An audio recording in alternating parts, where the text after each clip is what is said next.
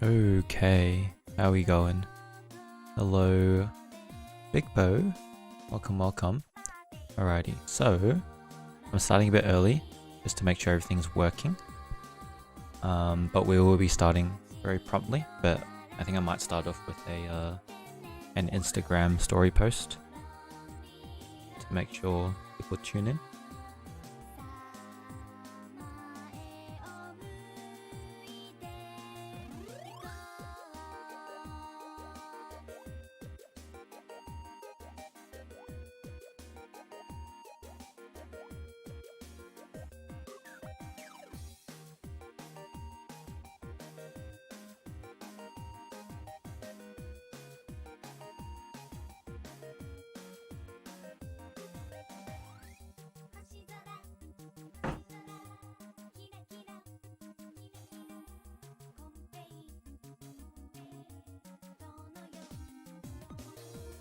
Live now for day 1 of portfolio reviews. Exclamation mark, exclamation mark. Sparkle, sparkle, sparkle.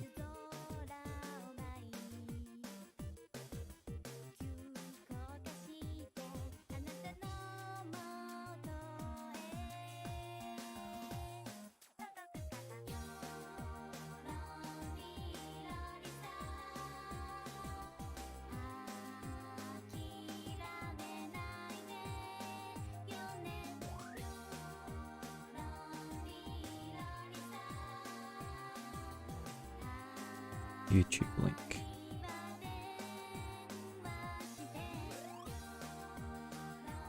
Join now.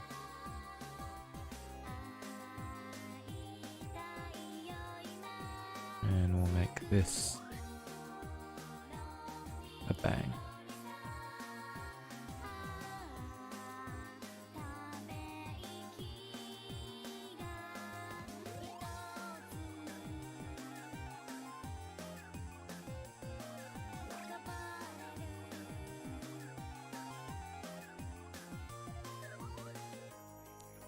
Or join on Twitch. Link in bio.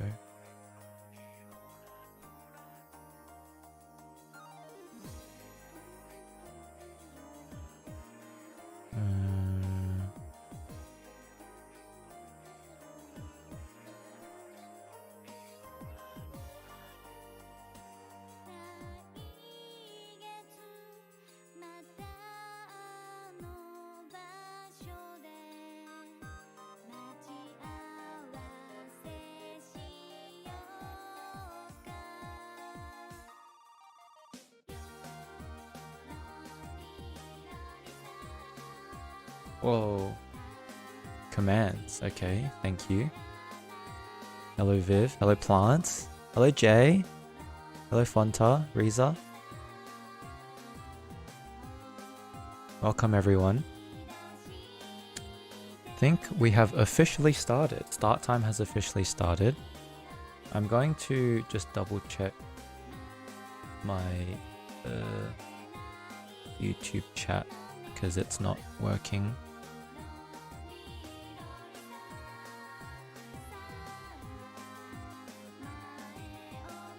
That chat. Use the link.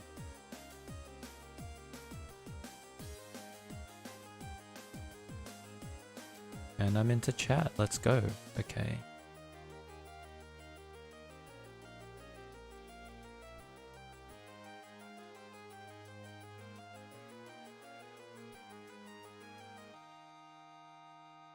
I was looking mad spectacular today. Thank you. Sure 007. Thanks for following. Orange Gang. Okay, welcome everyone to the stream. If you don't know what's going on here today, what we're going to be doing is portfolio reviews. Now this is the first time I've done portfolio reviews, I guess in a more formal sense, in this kind of organized manner. And the reason why we're doing this is because Lightbox Expo is happening this weekend in America. And for those who can't make it down, if you don't live in America or you live in another state, or you don't have the time or something like that. I'm just offering some portfolio reviews for those who would like one right now. So all of the submissions have already come in, so there are no longer any openings.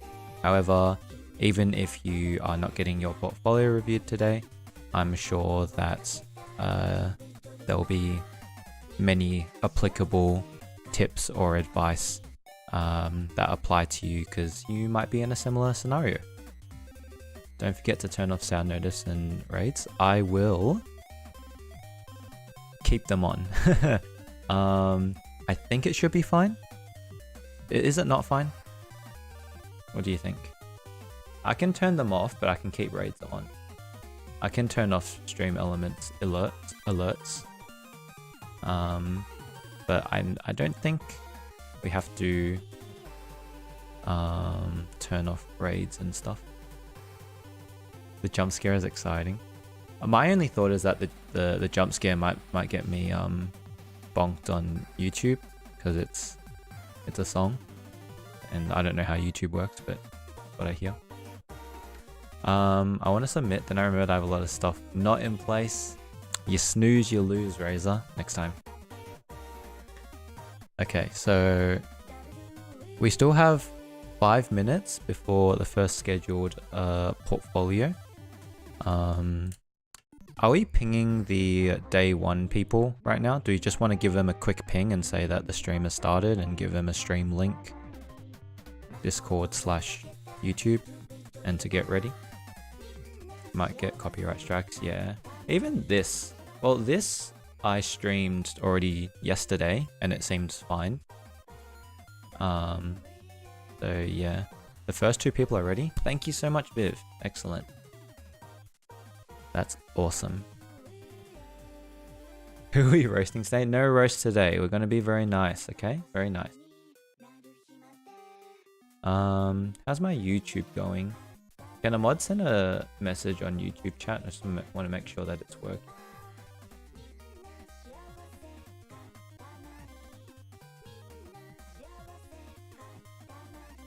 Mute YouTube sound. Currently muted. Yes.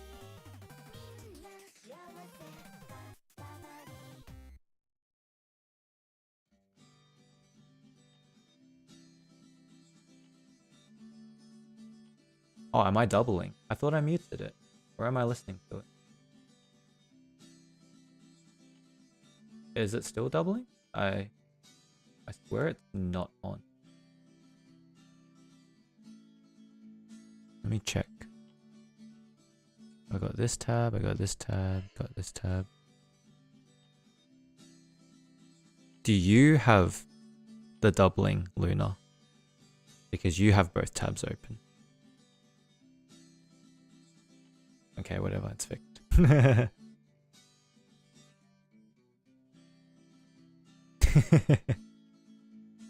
Okay, okay.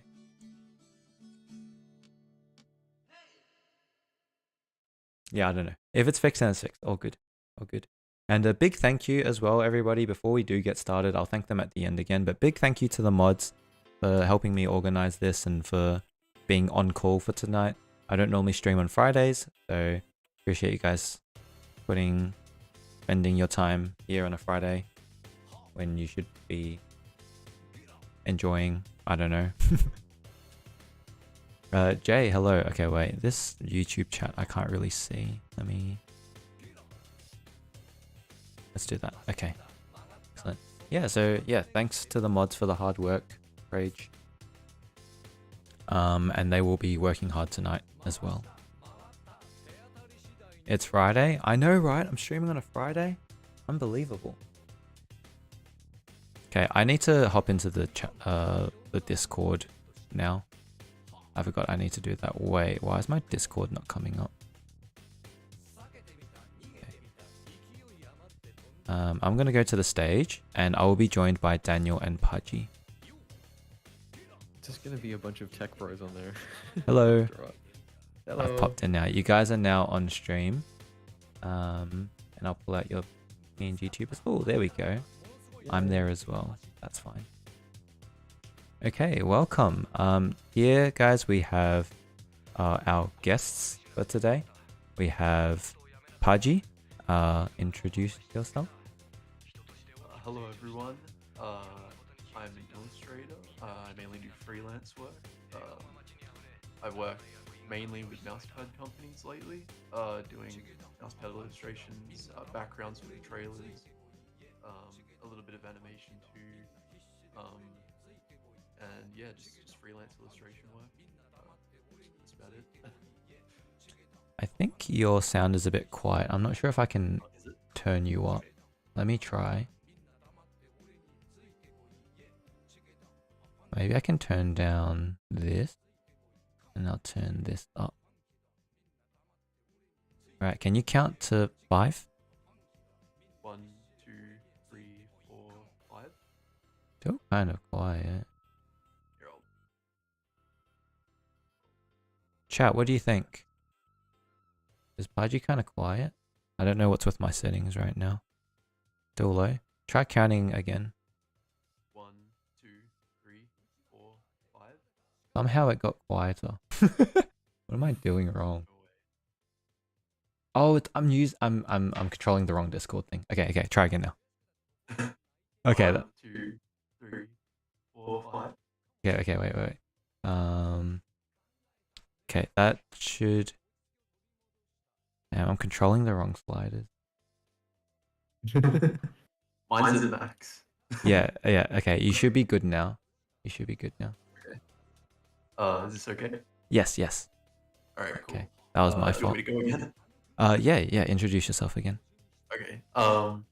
Hi. I do illustration work, freelance mainly, but I have been working with mousepad companies doing background work for their trailers, animation for their trailers as well, uh, some illustration work as well. Yeah, mainly illustration, but I do some animation as well, character Awesome. drawing.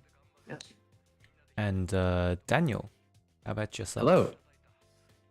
Hi. So I also do freelance illustration. How does my level sound first? You sound great. Thank you. Okay. Cool. So yeah, I do freelance illustration mainly for a lot of different indie games. It's a lot of like marketing illustrations for Steam and banners and things of that nature as well. And then I also run a YouTube channel, which if some of you might have seen my interview with Orenji, and we talked for about an hour just about a lot of different art related things, which was really fun. And on that channel, I also like to do a lot of different art analysis type videos where I look at different games and films and media and sort of break down the behind the scenes production and how certain effects were achieved and that sort of thing as well. So yeah, thanks for having me. Awesome. Thank you so much. And that's why Daniel has the podcaster mic. He's got beautiful sound for his beautiful YouTube channel. Alrighty. So I think we're going to jump right in and we have our first participant. Veronica, I believe. Could get Veronica to pop in.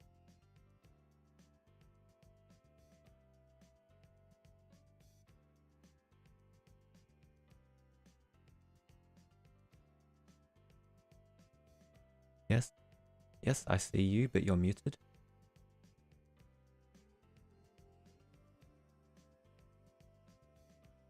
Does she have to unmute? Do I have to unmute? No. Oh, we have push to talk. Oh, okay. Am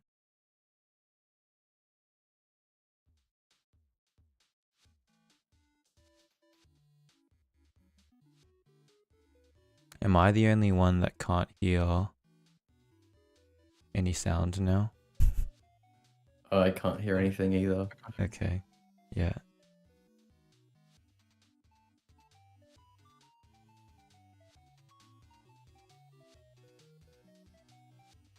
Was the mic working before, mods? Technical difficulties as it.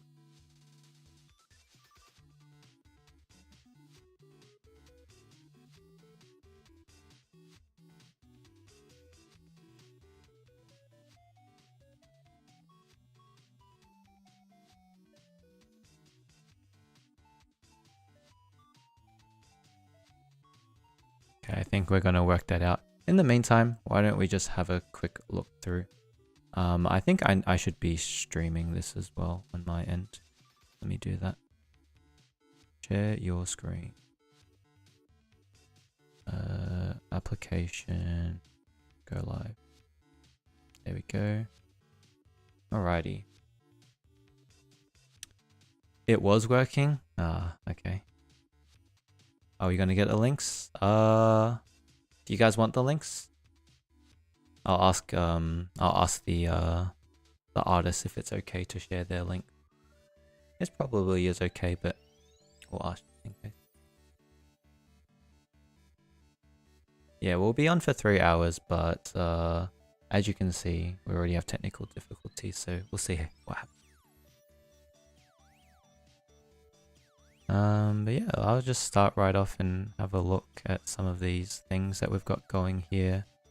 Got some visual development project here. Not sure if it's taking a while to load because the website. Oh, I think I heard something. Hello, I'm so sorry. I did not figure out how the microphone worked first. No worries at all. I can hear you now. Awesome. Welcome on in. Veronica, right? Yes. Awesome. Thank you for taking the time to review my portfolio. Of course, no worries at all. So I see here you've said that you're interested in background design and VizDev and you're currently a student. Is that right? Yes, that's the case.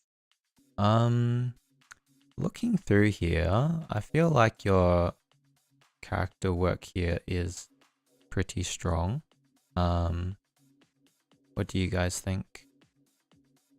Yeah, I was about to say a shape, language and characters is actually quite interesting. Yeah, like it's very bold and stands out.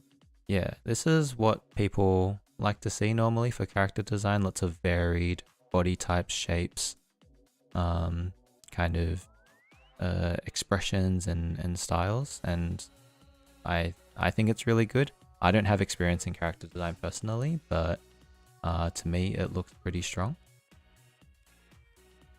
The silhouettes are really strong too. Like each character has a very distinct personality just through the shapes.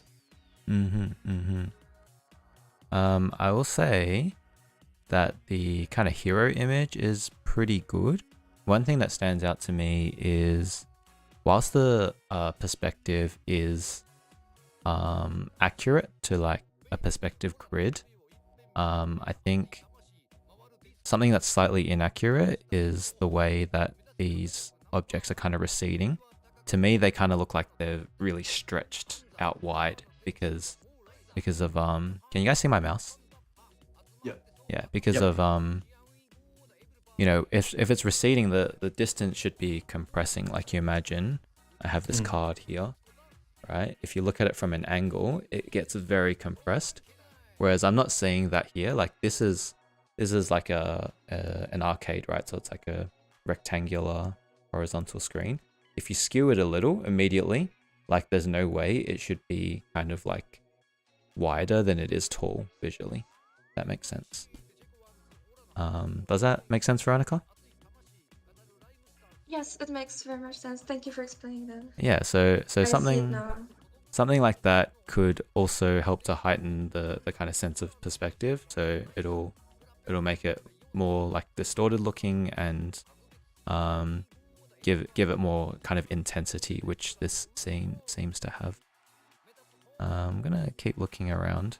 Do you have any favorite shows or artists?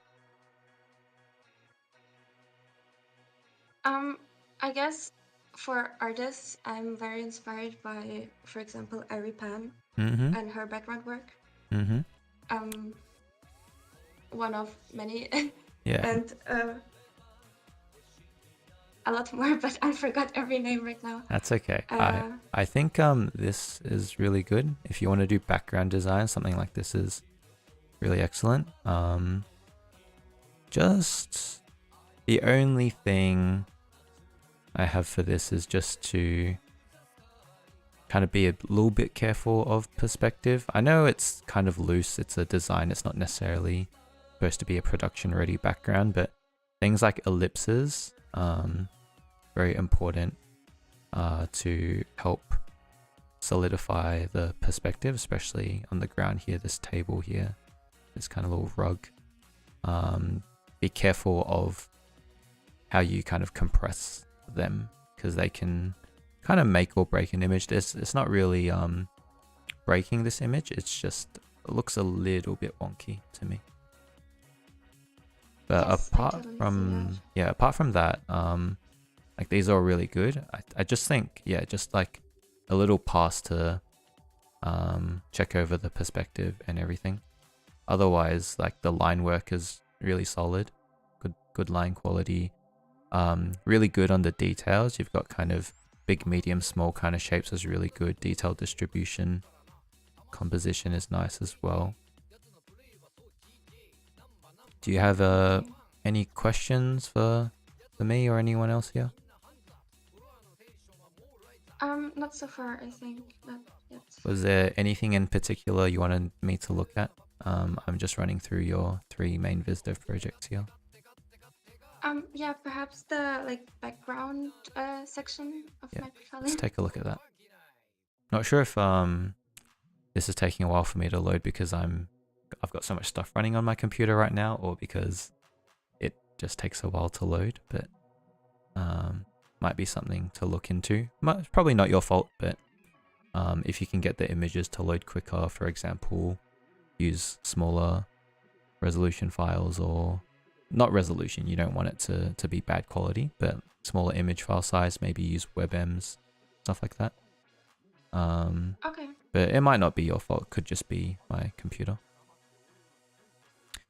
I gotta say that this is all really strong. Like, this line work is really good. You clearly know perspective.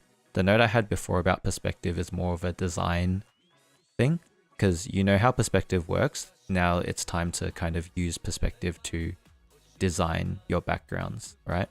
I'm seeing maybe a tangent here. It kind of, I can't tell if this building is in front of this, or if they're like somehow just meeting exactly at this line. What you could do if you wanted to make it look more like they're connected, maybe use like a broken up line, maybe have a crack run through it, something like that, just to make it not look like they're 2 buildings just stuck to each other. Okay, yeah, this makes sense. Yeah.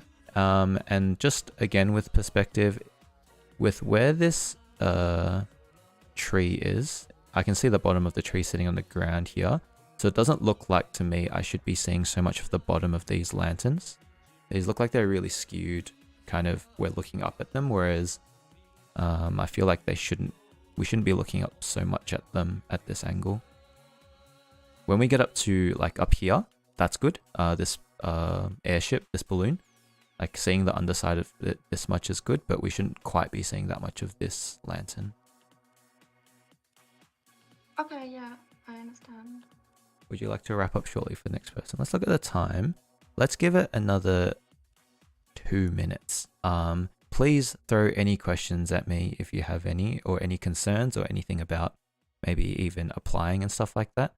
And I'll note anything I can within the last 2 minutes here. Okay, I had a question actually, because I feel like on my portfolio I have like 3 big things right now, which is like VizDev generally, illustration, and the backgrounds. And I was wondering if you think it's too like disorganized, like it's not really showing which particular role I'm interested in, because I'm showing like 3. So or if it's okay. One kind of and character. Yeah, no. Just one kind of thing is you have 3 separate tabs for VizDev for 3 different projects. And I think that's good, but it might be kind of a bit too much for people to go through. Like, recruiters aren't going to spend too much time looking at all of these. If they go through your backgrounds tab, that's good. That's quite concise. For VizDev, it may or may not be worth putting them all on one page. I'm not sure. What do you guys think? Daniel or Haji? Daniel, anything? Yeah, I think to what Orenji was saying, like everything's laid out really well, but just to minimize the amount of clicking sort of to do. So in the viz dev, rather than having separate tabs for different projects, just sort of like the endless scroll and then maybe like a subheading between each one to distinguish it. Yeah. Yeah, everything's really strong though. Love Yeah. the colors. One thing I'll note is I keep picking up on things related to perspective. Might just be because that's what I'm generally good at, but again, this one, the perspective is looking like really isometric and like really long lens. And for this kind of interior scene, like long lens doesn't really make sense. Does it make sense when I say long lens? Yes, it does. Yeah, so it's like really compressed, and we should be seeing way more vertical perspective, way more vertical skewing. And it's just making this scene read a little bit strangely. Yeah. Okay, I totally see that. Yeah.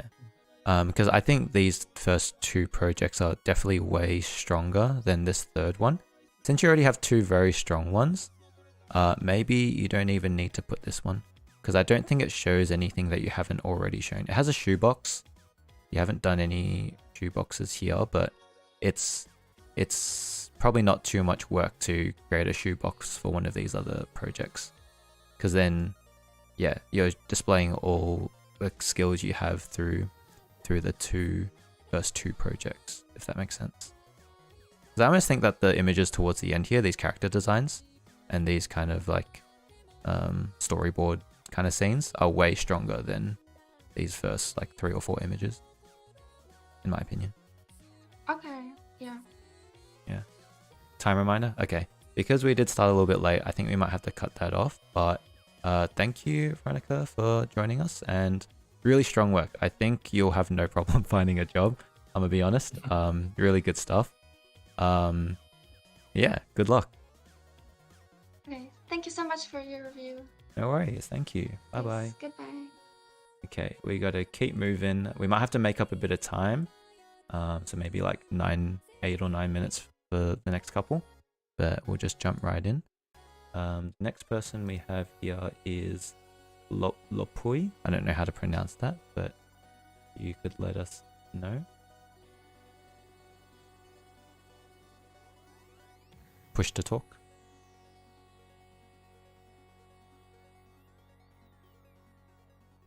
We have an extra person in. Okay, there we go. Can you try saying something? Hello, Hello. can you hear me? Yes. Can you tell us how to pronounce your name? Lopui. Lopui. Okay, Lopui. Welcome. I'm gonna have a quick look through, but while we do, would you like to share anything that I maybe should know?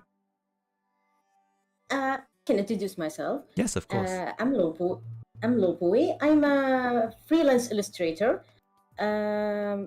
I studied animation in Japan for 3 months, and also manga. Sorry.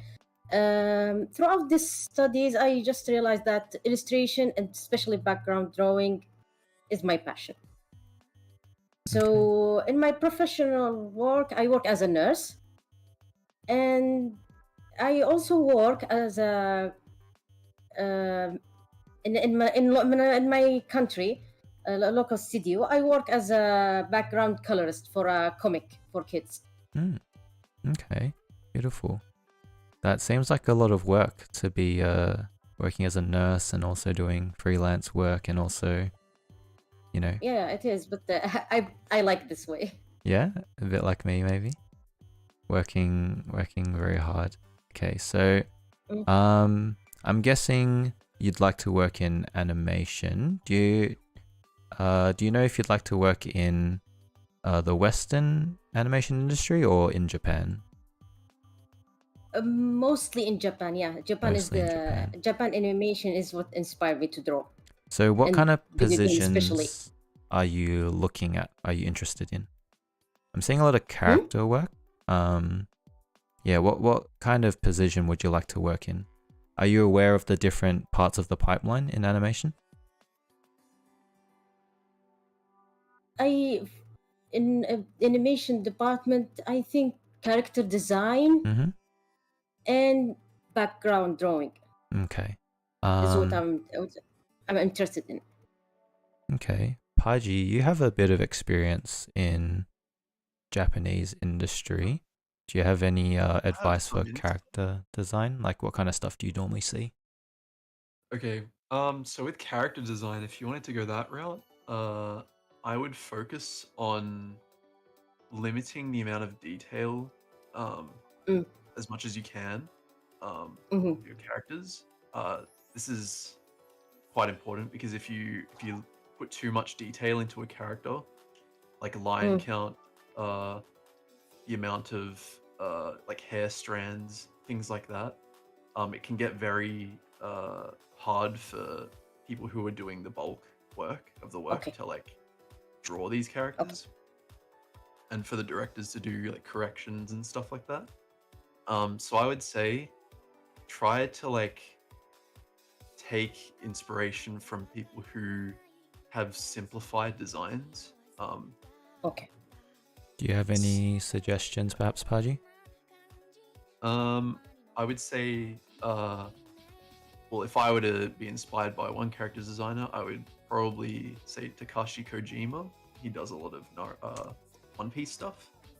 I would also look at Sushio's work. He works at Trigger. People who can simplify designs. See, like these are his illustration works, but his actual character design work is a lot more simplified. But someone who can like kind of choose the right shapes that will fit production. See, like with the minimal amount of lines for folds and stuff like that on clothing.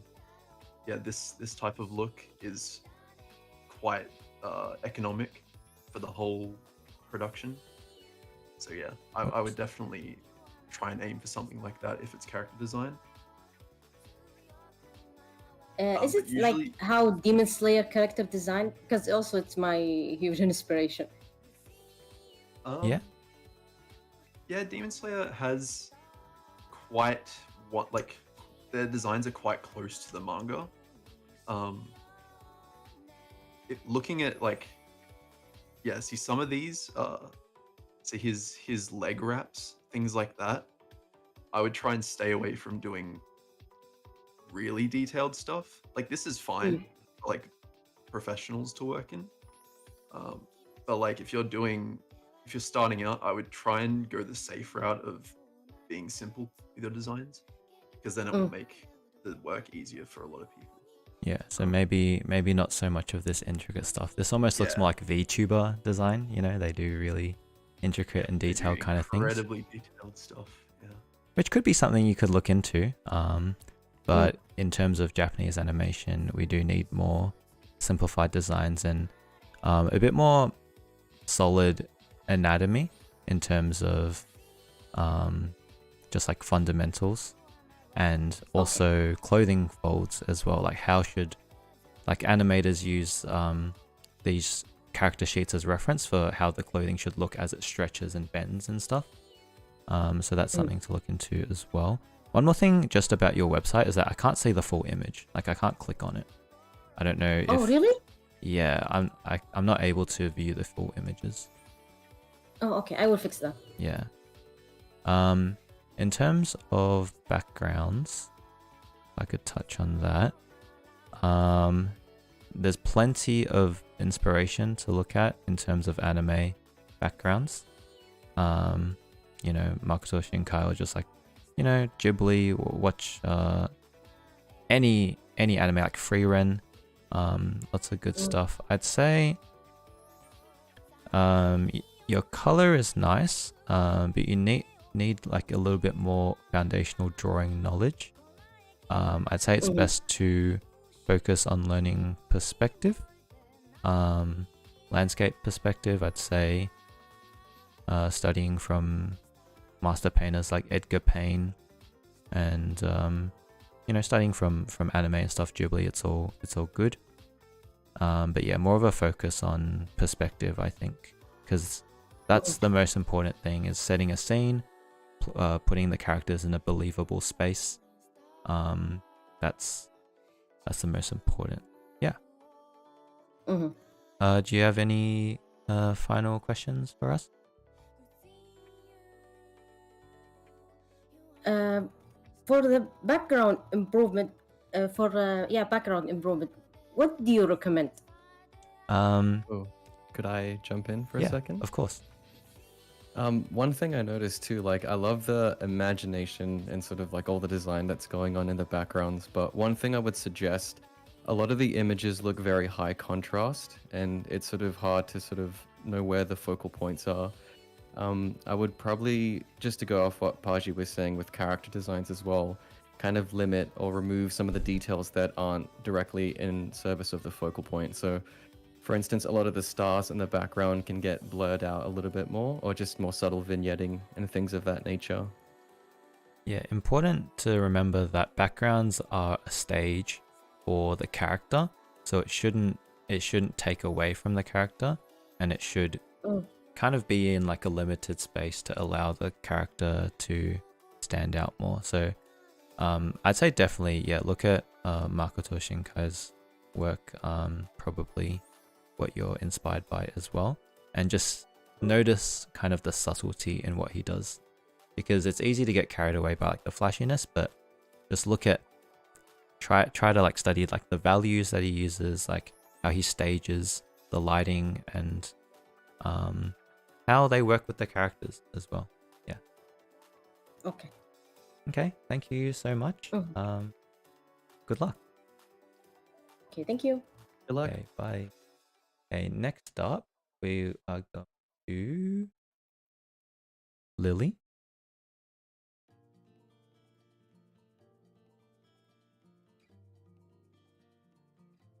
And Lily says they want to do character design, which is interesting because the first page I see is not character design, but maybe they do more than one.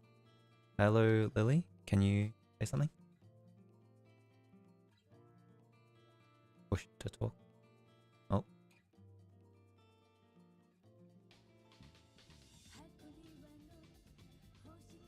Is it working?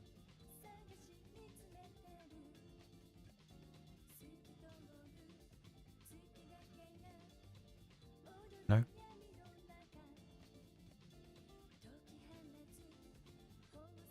One thing I'd like to say right off the bat is that this portfolio website is made with Card, which is something that people normally use to display their links, but it's actually really good at building a portfolio website, and I believe it's free as well. So good option for any of you guys if you're looking for a place to host your portfolio. Lily, let me just check. I don't see you speaking, can't see any sound. You've muted now. Might need to push to talk.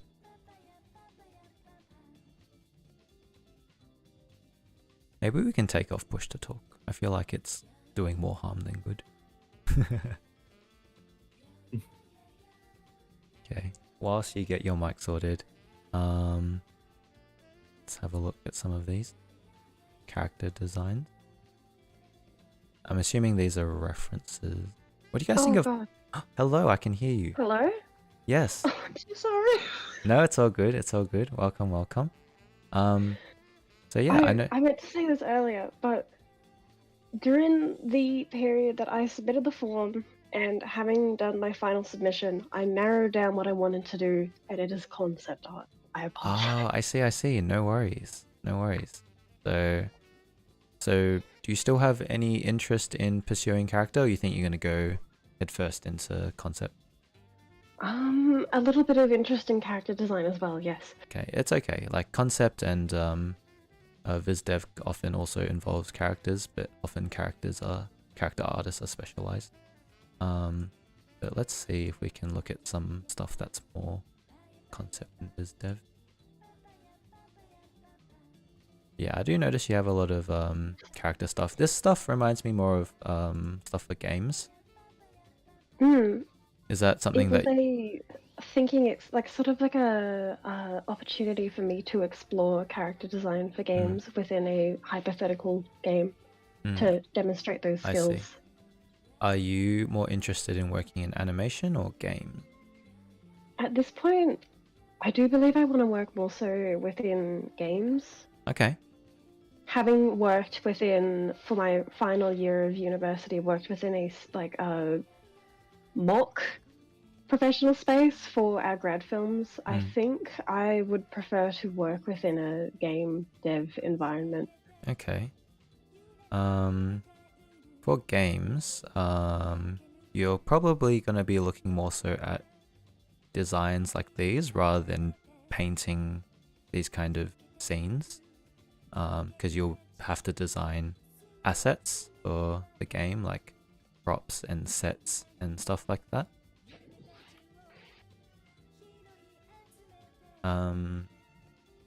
Daniel, you've kind of done some stuff for games, right? Yeah. Do you have any thoughts on the work that you see? Yeah. Lily, is it mainly for like character design or landscapes or environments for games? I would love to go into character, though I know the for entry-level positions that I would probably have to adjust my portfolio to be able to, I suppose, get those entry-level positions. Mm-hmm. Though I would love to lean more towards character-based work, Okay. and perhaps even prop. Yeah, props is definitely a good place to start as well, because with games there are so many different assets, as you imagine, that needs to be filled into a scene, and unlike animation, like they all have to be interactable as well for the player. There's some slight differences if you are, for example, going down environment design, thinking more about the path that players have to take and sort of the different areas, and whether it's if the game's very vertical, for instance, and or more open and that things of that nature as well. So it's a slightly different philosophy if you're thinking about games specifically. In terms of props, though, what I can say is, especially for a lot of the characters here, like a lot of the sci-fi stuff, I think you've got a couple weapons I see every, like, just a little bit as well, if you scroll down RNG. But definitely more stuff like that would be really cool. And also just in terms of leveling up and things of that nature as well, iterations off of like a simple design for a character at say like level 1 versus when you upgrade more points into that and the gun gets upgraded, and showing the evolution of how that might progress as you play the game as the player as well. And a lot of recruiters definitely like to see that sort of thing if you're thinking more about the progression over time, and sort of what the player might be experiencing as well is definitely what I would recommend.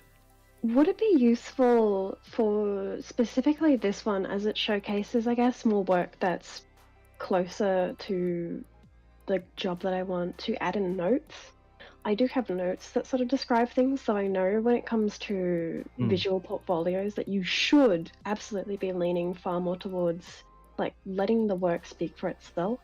I think you could do call outs. So like this helmet or this visor, whatever it is, like you could do a call out of that and draw it in more detail. And that would serve as like that kind of complementary like information. Instead of text, you can draw the detail of it. If that makes sense. Because if, for example, if this was going to a 3D modeler, you would need to jump in and show them all the details, and all the intricacies.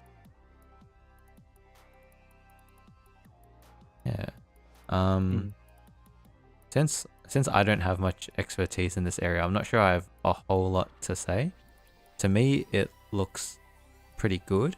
I just say that probably you know how to draw, you can design things. The more important thing now is to create more appealing designs, create things that look cool. That's obviously subjective, but that's like a big make or break thing when it comes to games. is how cool something looks. I think there was a big fail recently with Concord, right? People were trashing the character design, even though these were seasoned character designers. They just thought it wasn't cool. So that's like something that I would focus on, I think. If I could jump in as well, really quickly. Another thing I would focus on too, as you're doing props and character design, is specifically materials as well. That's very important. Especially when people go to texture and make game-ready assets and things of that nature. They need to know how specular something is, or if it's diffuse, and having that kind of distinguishing factor in an environment or a character. Like the initial read is very, very important for games, because as a player, you know, there's so many things happening on screen at once, and being able to distinguish between things very quickly is also very important. And materials is a big part of that. Yeah, so this shot would benefit a lot if you really went in on the character, detailed every single like texture and denoted where all the seams are, or yeah, just like all the details, so that, because I assume this is like an in-game kind of visualization. So yeah, a small sort of like comp shot to be able to just showcase what it would look like. So I think Very Resident Evil vibes. Yeah, it was originally based on Callisto. I wanted to go take it and saying, well, what if I did the same thing? Ah, yeah, cool. So I think honestly, this background does its job here. What you need to do is to flesh out the character more. Yeah. Okay. Any questions for us? Any last questions? I do. I suppose this is leading off of what you all said just before, but I guess I wanted to ask of what would you all suggest adding to my portfolio to better my chances of getting an entry-level position within games? So within concept art for games, sorry.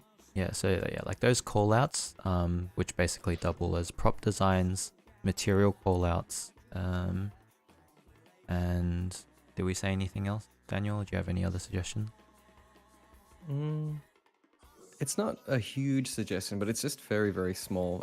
A lot of the gray backgrounds where you've got the character turnarounds and stuff, something super subtle you can do is just literally add a gradient, make the actual background look a little bit more 3D, even though you're not looking at the background at all for character designs.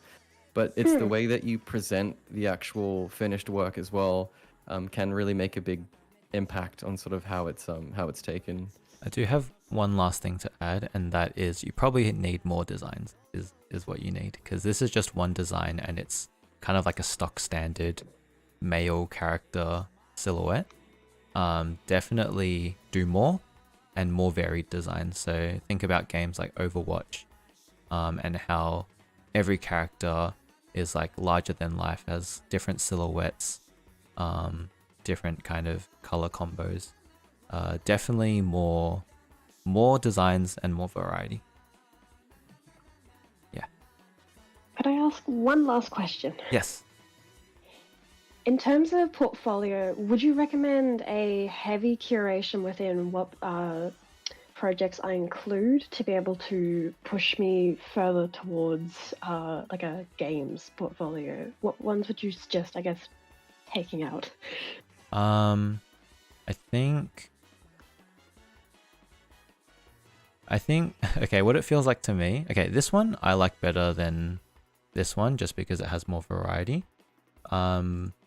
My kind of instinct here is to say make more work to kick out your older work, if that makes sense. So like continually make more work that replaces your old work. I feel bad. I meant for the front page of the for the front portfolio, page. not this section. Okay, so your front page. Okay. So your front page doesn't make it clear. Sorry. Yeah, the front page doesn't make it clear that it's for that you're looking for a games job. To me, this looked very like animation viz dev kind of look. So you might need to. For now, it's fine, but as you continue to build up your portfolio more, you'll need to kind of add more of these kind of projects. Or even if you just flesh out the Mad Dog project heaps and just put it at the top, so it's the first thing people click, and then when you're applying to a job, you send them this link. Don't send them the link to the homepage, but send them the link to the project, and then they can immediately see all of your stuff that's related to game. Thank you. Thank you, everyone. Yeah, no worries. Thank you so much, and welcome. best of luck. Good luck. Ravine asked, what app is this? This is a Card, C-A-R-R-D, which is free. Okay. Next up, we've got Jess. I'll close these tabs. Hello. Hello. Hello. Can you hear me okay? Yes, perfect. Okay. Yay, awesome. So tell us a bit about yourself, Jess. Yeah. So I have industry experience as a lighting and texture artist, but I haven't broken into the industry as a 2D artist, which is what I really want to do. Okay. Especially background paint and visual development.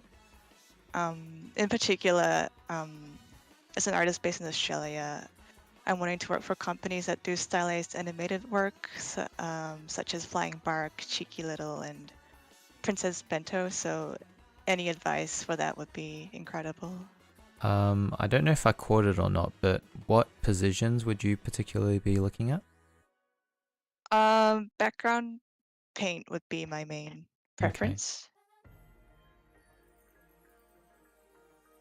I'm just looking at the surfacing stuff. It's really good. I can see why you've been hired to do that. I'm not seeing a whole lot of background paint because these are studies, I assume. Yeah, kind of like personal work. Yeah. So the difference between studies and background kind of paint or background work for animation is that background paint layout, they're all designs, right? So they stage a character and they kind of have a purpose for the story. Yeah. Whereas these, whilst they do showcase paint skills, they don't really have that aspect of story in them. So these are great pieces to include. I just say let's try getting some pieces in here that that kind of are a stage for a character to sit in. Yeah, that makes sense. Yeah. And if you're going to be working for studios like Cheeky Little and Flying Bark, they're mostly 2D animated TV shows. And they have a certain look to them. So I'll have some examples. So this is, for me, like the cream of the crop. Cosmin's work on Lego Monkey Kid. And here you can see kind of the difference between a study versus, you know, a designed set for an animated show. So obviously drawing is its own skill as well, but I think being good at drawing will also help you with painting as well. So don't be too overwhelmed if this looks like something that's unachievable, but you gotta start somewhere, if that makes sense. Yeah, related to that is because I don't have any real insight into like the 2D animation pipeline. I don't know what makes for a good like layout for animation, but like looking at these pieces, like I can see that it's a great start to like study these pieces and see how they stage where you would put the character. And exactly, yeah. You can imagine there's a character in the scene, right? Or you can imagine there's some action happening, like a car turning the corner. I'll just show you some of my own work on... I did work on Lego Monkey Kid, and this is what the layouts would look like. They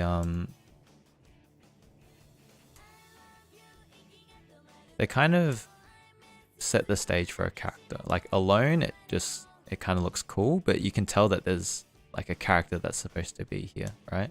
Yeah. I think maybe a good place to start would be by grabbing layouts that are made available by some artists like Angela Sung or Brittany Thorson. Have you perhaps seen them before?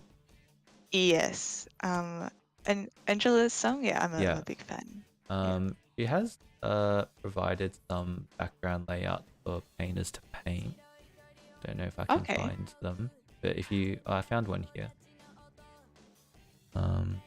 Here's one. If you just Google it, you'll be able to find the ones that she's provided that you can paint.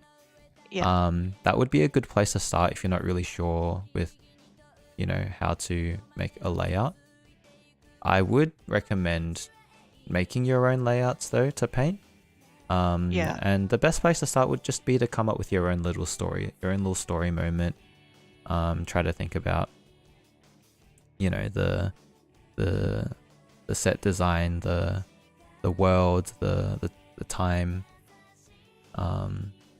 Yeah. the props and stuff. And yeah, you can definitely look at, you know, for example, Angela's portfolio. She's done a lot of good layout stuff for a lot of different shows. You can kind of see what the idea is. Yeah, And it's then you amazing. can obviously see her paint stuff as well. Yeah. And let's see, is there anything? This is VizDev stuff. It's a little bit different from paint, but not too dissimilar. Yeah. Yeah, what I have to say is that you clearly know how to paint. You just need to kind of tailor it towards the specific industry, right? So 2D Yeah. animation. Yeah, that's really helpful. Thank you. Daniel, do you have any examples to point Jess in a certain direction? 'Cause I think you probably know a few artists. Yeah, there's the style is very evocative of like Patrick O'Keefe, Rob Rupol, Alberto Miego, you know, that Oh that yeah, kind of I stuff, which is love really those cool. ones, Yeah. Definitely can see it in a lot of the materials and stuff that you're portraying as well. But yeah, I just honestly just to mirror what Orenji is saying with being a little bit more specific with the types of environments too, because if there's some kind of story, some kind of extra element to it, and to be able to convey that with these illustrations as well, like without a lot of text needed, and being able to do that very quickly would definitely help kind of push you in the right direction, I think. And Yeah. is there any sort of like animations or things that you're really interested in that really inspire you? Well, I think my main inspiration would be something painterly like Arcane Show, but I Mm. recognize that all shows can't be Arcane shows. But That's true, but yeah. that's if you can paint like Arcane, that will make you very hireable. Okay. Yeah. Yeah. It's in terms of subject matter, are you more interested in, you know, stories taking place in the real world, for instance, or is it more sort of sci-fi fantasy based? I think I'm interested in both. Both have their own challenges. I think just in terms of that too, with newer illustrations and things, to have it take place in the real world, but there's some kind of extra element to it. Like, so for example, Spider-Verse, obviously taking place in New York, but there's that whole other element to it. And it's the kind of mixture of both that can create some very visually interesting illustrations to look at as well. Yeah. And it's also a thing of like, you don't have to necessarily design an entire city, but maybe like a very special shop in that city, for instance, where like the story takes place and something interesting can be happening. Yeah, that could be fun. Yeah.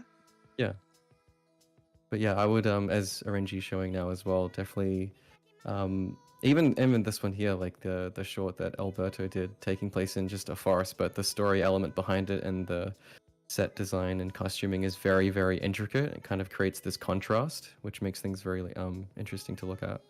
Yeah. They're so detailed. Yeah. I would say you're not even that far off from this. Seeing what you can do here, you're not too far away. It is quite a bit of a jump, but you're closer than you think.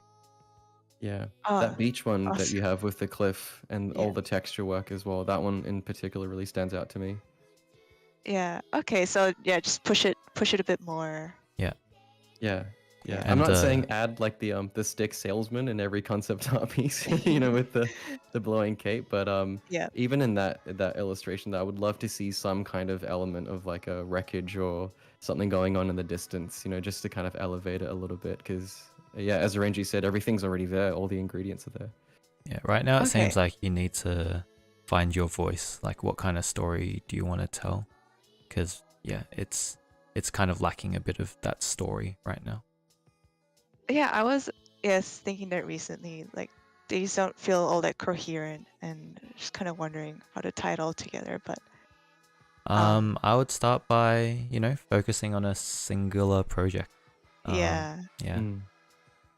Yeah, Okay. thank you so much. This is Yeah. really helpful. No worries. You're welcome. Brilliant work. Thank you for sharing. Thank you. Okay.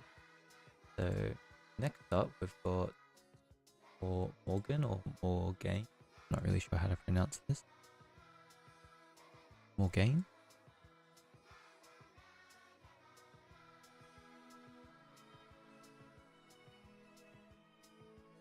You are muted. Might have to unmute. Yes. Hello. Hi. Welcome. Okay, so there's your background paint, background design, environment concept art, and you are currently a student. Okay. Yes. Looking for an internship. Where are you located, if you don't mind sharing that? In France. In France. Oh, okay. Where's Miel? Okay. We let's see. Oh my goodness. I use this reference as well. I don't know if Yeah, it's anything actually like that. it's actually one of the study from the Discord server. Oh my goodness. Okay. Okay, internships. What's the internship climate looking like in France? Are there many studios that are offering? Do you know? Does your university have any connections? Yeah, but right now it's kind of difficult because like the big studio is Ubisoft and it's not doing well. Okay. Are there any So like students that's that not are good. ahead of you that have done internships in recent years? Yes, and I talked to them, so I think I could ask them a bit more question later. Yeah, so Ubisoft, I'm guessing, is mainly for games, right? Yeah, because I'm in a game art course. Yes, okay.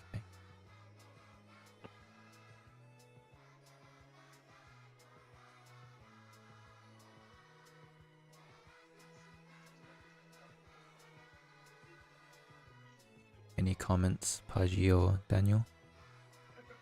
I was just wondering, is this mainly focused and geared towards character art for games? Or is this is mainly character art, right? So were Character you design, interested modeling. in characters or any other aspects of game design?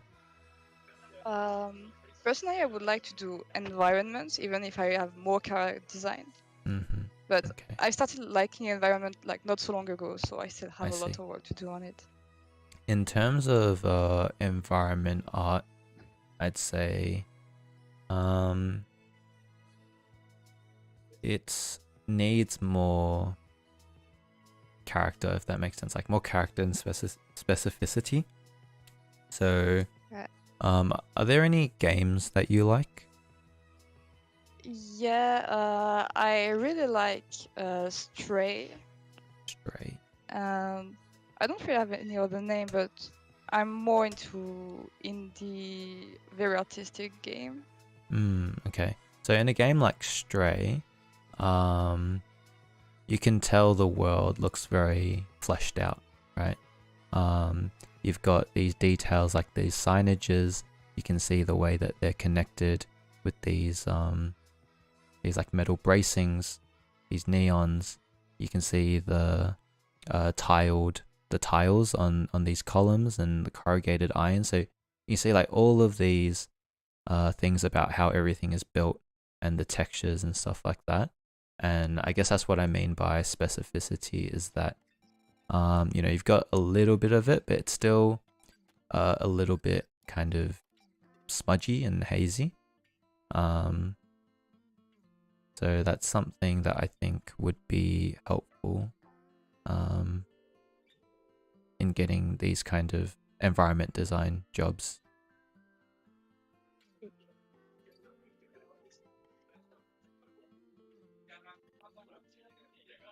I would also say like define your edges on Yes. your paintings. Yeah. That can really help with lighting and perspective. Yeah, so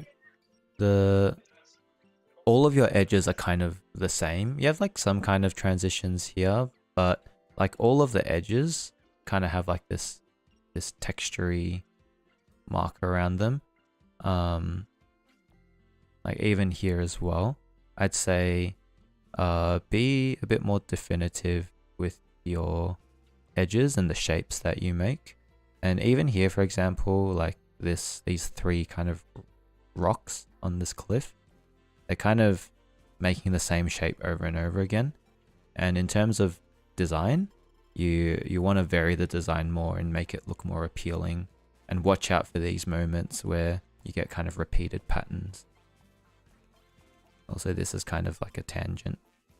You want to have that kind of big, medium, small.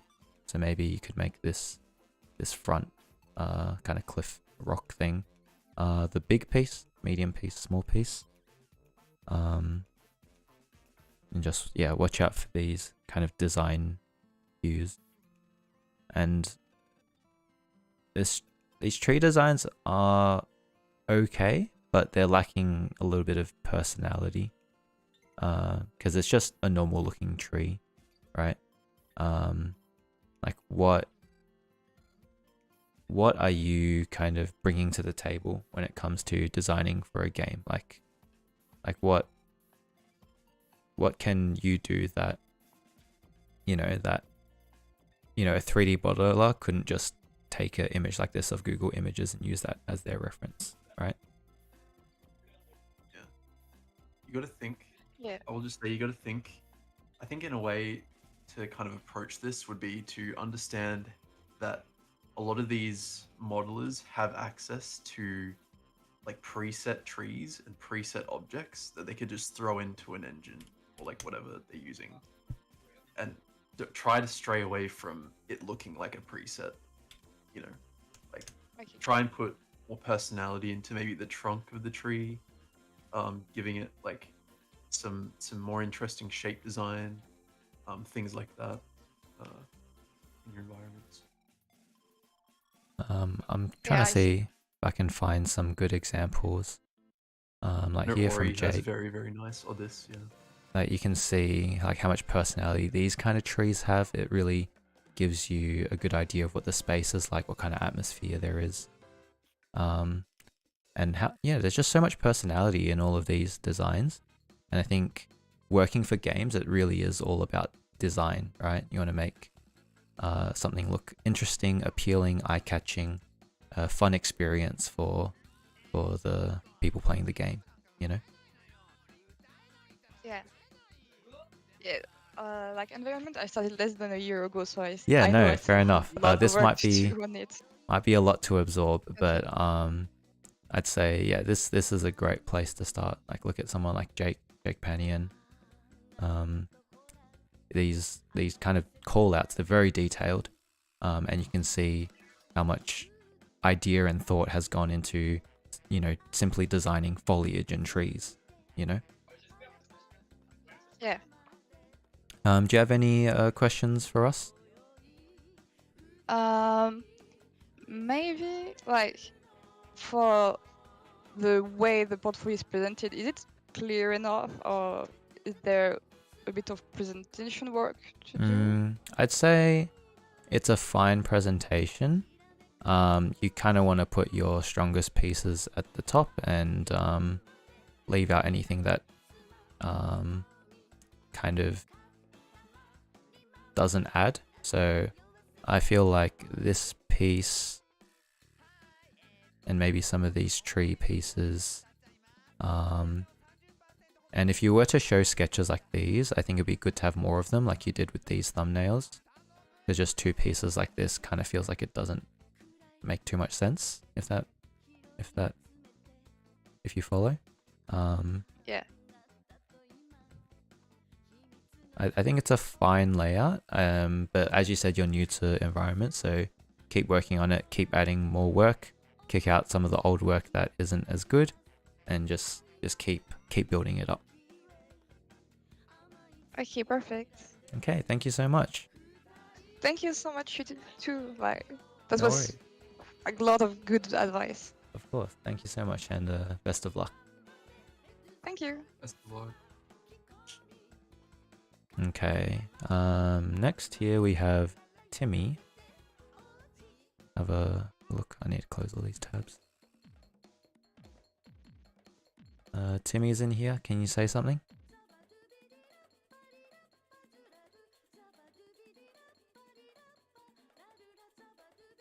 Push to talk.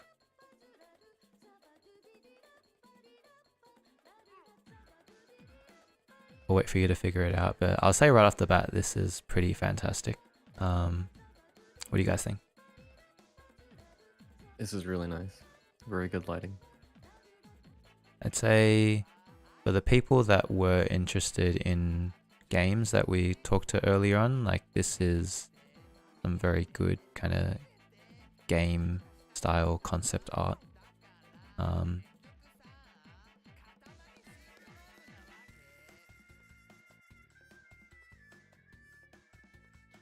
think some pieces are a little stronger than others.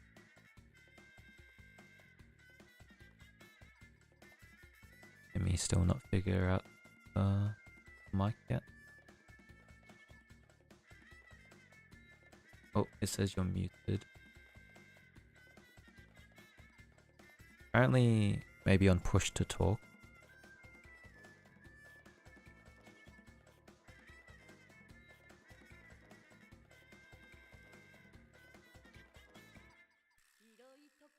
Okay.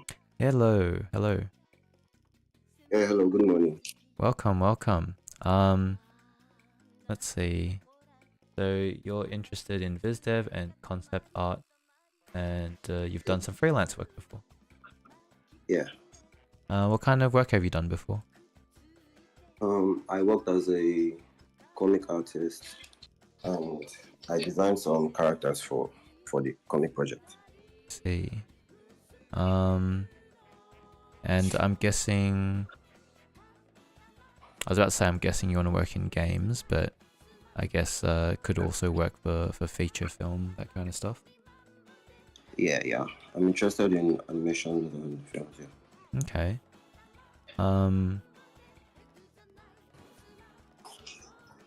My immediate thought is that some of these need to be fleshed out a little bit more. They're great sketches and you have a lot of them, which is great, but it feels like none of these images particularly are like that kind of hero image that you need to sell yourself, because they are, in essence, sketches, right? Yeah. I think someone that has a sketchy kind of aesthetic is Zach Retz. Have you seen his work before? No.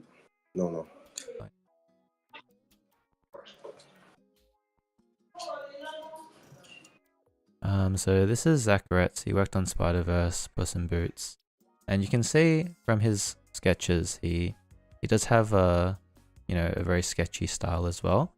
But you'll notice that when he does work for animation, it has a lot more specificity to it. So the background you can see is pretty simple, but the focal points of where the characters are, the lighting is very well defined and the story moment is very well captured. So I think this is kind of what's missing in your pieces, is kind of this focal point. Okay.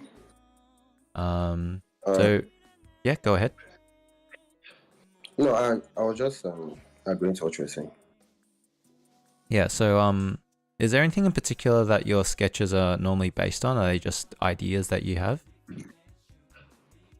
Yeah, these are just ideas I have. It was just like a personal work, so just random sketches and all that. So I think it'd be best to flesh them out a little bit more. Like, this is quite interesting. Like, maybe you could have a character in the foreground. Maybe this could be looking out a window, and then you can see, you know, the set dressing inside of the room, and that tells a little bit of a story about the character, the main character of the story, for example. And then having that foreground element, you can see more details that give a little bit more insight to what this world is, because this looks very interesting. It's like, what are these like tall spires? Is it set in a world that we know, or is it in like some alternate universe where there's like monsters and vampires and stuff? Yeah. You know, something like this is also very interesting, but at the moment it's like generic buildings, right? What if we added some ideas of like why the world is like this? You know, maybe I haven't got any ideas, but you know, have a think about how you can flesh out the world the worlds that you're creating, right? So basically, storytelling. Yeah, definitely. Try to tell more stories through your art. So you can see from Zach's work on, you know, like Spider-Verse here, it's like he's designed this world. I don't know if how much of this is his design, because there's lots of artists working on it, but it's I forgot what the place was called. Mumbai, something Mumbai, I forgot. But you can see it has a lot of personality, but then it's also like, okay, what is the situation that the characters are in this world, you know? And then there's also things like these callouts, which I think would be great for you to have as well, since most of your stuff isn't super zoomed in. It's like a establishing shot, but you know, we could have a close-up shot of some of these buildings, you know? We like to see like building designs, for example, you know? All right. Okay. I'd also like to see some shots that a lot of the pieces in your portfolio are very flat, which does give that sense of scale if it's using a long lens. But I would love to see something a little bit more dynamic as well, in terms of either having the perspective stretch out a little bit more, or just something a little bit more interesting. Right, a little bit more variety in the shot type, because not every single shot is an establishing shot. Establishing shot will be like the first one in a scene typically, but then like these are establishing shots, but then you're gonna get like close-ups and character moments and all sorts of stuff like dynamic, like distortions and stuff like that as well, you know? So you have any questions for us? Okay, yeah, thank you. Do you think like the whole portfolio is cohesive in terms of concept art and vis dev? I think so. I just think that for each project, if we call them projects, they need to be a little bit more fleshed out. I think the idea is fantastic. Like, these are very engaging, very interesting images that you're creating. We just need a little bit more to kind of jump into this world. You know, I wanna know about like what's the kind of people that are living here. Like, what is this? Is this a secret cavern? Are there people living here? Is this some far off place that's hidden from the world that the character is adventuring to? I want to know more about the worlds. Yeah. Okay. Timmy, I'd also say that your values are probably your strongest fundamental, or one of, because all of the images read very, very clearly too. Thank you very much. I was about to mention that. Kind of reminds me of Eitan Zana. Yeah, for sure. I get a bit of Sparth as well, looking at your work. I didn't hear you. What did you say? A little bit of Sparth, who was the art director at 343 Industries. Like, a lot of the kind of graphic shapes with the shadows and things like that, especially the color palettes, kind of invokes that a little bit. I was actually inspired by the work of Satish Kumar. Oh, okay. Yeah. Nice. Thank you very much. Awesome work, man. It's great. I think if you keep working at it, you'll be very, very hireable. Thank you. Okay. All right, no worries. See ya. Take care, guys. Okay. Next up, we have Carla. Yes, Carla. Background layout, background paint. Hi. Hello, welcome. Thank you. How are you? I'm good. How are you? Good, thank you. All right, I'm gonna take a quick look, but anything we should know? No, just that I just got like my first job for Oh, background design and paint, congratulations. which is yeah, thank you. That's awesome. I just had like because I'm working with some friends to do like a personal project, like to pitch a project. I wanted to mainly ask like how does the layout on a portfolio with personal projects like how does that work? Does it have to be on a different page? Does it have to be like integrated with the rest of the either background design or background paint? Like, Either way kind of works. I'll show an example. So this is Charles Hilton. He's kind of separated his work. He's done professional work and he's kind of separated as a password. He's separated into different categories. So there's background paint, then there's viz dev. So as you can see, he's done stuff for Steven Universe. I think Carol and the End of the World. And then he's also separated his personal work here. This is a fine approach to just kind of have it categorized like this. I've also seen people who kind of categorize things based on projects, which is a little bit better when you have a lot of projects that you've done. So here's, thank you. Find an example. Here is Celine Kim, and this is a lot of her personal work actually. She has a lot of viz dev projects, but half of them are like her personal projects. Like this was a student project that she did. And so yeah, this is a fine way to do it as well. But then, you know, she also has the professional work as well. Okay. Yeah. So you wanted to do backgrounds. I would say that the biggest thing that stands out to me is kind of perspective and scale. There's like something a little bit wonky about sometimes your perspective and scale. So for example, it could be stylization, but you know, this car is ginormous compared to this shop front, you know, and like how tall is this person compared to this car, right? Things like this throw me off a little bit. I get that it's like a cartoon and you can have wacky proportions and stuff, but having more subtlety about it generally helps. And then I talked about this before, but these windows, these square windows, they look square, but like kind of as they recede back, they kind of get longer and longer, right? And then these double doors as well, it looks like it's really long. So if you have, I don't know if you're watching the stream, but on my cam I'm showing something. If you have a rectangle and then you kind of skew it in perspective, it becomes like a very slim kind of slit, right? And looking at a lot of your planes that recede into the distance, they're kind of looking like they're getting super elongated. So that's something you have to be aware of. Even though your perspective is technically correct, you have to think about the scale of things. And you know, that also pertains to as things go into the distance, as well as compared to everything else in the scene. This door looks very, like this level, this floor looks very small. You have like a double-story building that's shorter than a light pole. So that kind of throws the scale off a little bit. How would you practice for scale?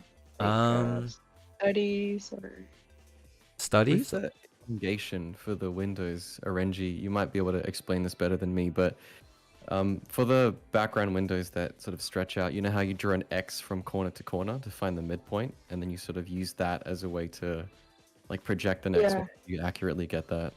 Yeah. So that's definitely an exercise I did a lot. Yeah.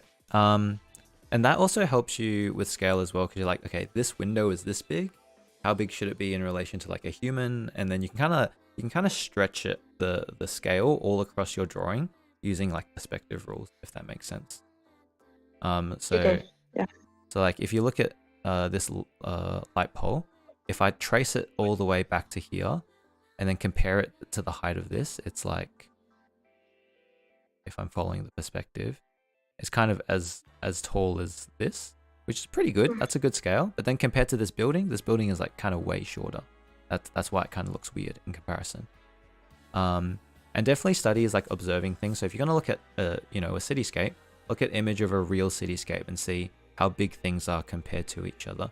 You can certainly exaggerate things, but you want to be purposeful and kind of aware of what you're doing, instead of just being like, oh, like this is kind of wacky, I'm just going to do this, I'm going to do this, I'm going to do that. It's a cartoon, so it's fine. Not really. You want to be more purposeful about it and more aware of how you're modifying scales. I think this is honestly pretty successful in terms of scales. I think that the buildings, sorry, not buildings, these cupboards at the back look a bit too tall. But like in terms of how tall a desk is versus how high the ceiling is, this looks like a normal kind of science classroom, right? So that makes a lot of sense. And then when you have this giant kind of roots coming through, it really sells the scale of the roots now. They're huge, right, compared to this classroom. That's working quite well. But then something like this, it's like, what room, like, is this a mansion or something? Like, this is huge, this space, you know? It doesn't make sense for someone to have a room where they have a desk against the wall and like 10 meters of space behind them. I don't know about that, you know? Does that make sense? Like this is a lot better in terms of like how things are scaled. You've got like high windows, they're kind of small compared to the room. Everything seems to be to scale. I think you would benefit from a little bit more accurate perspective drawing, once again, to help with scales and just making your objects and props look more solid, dimensional, if that makes sense.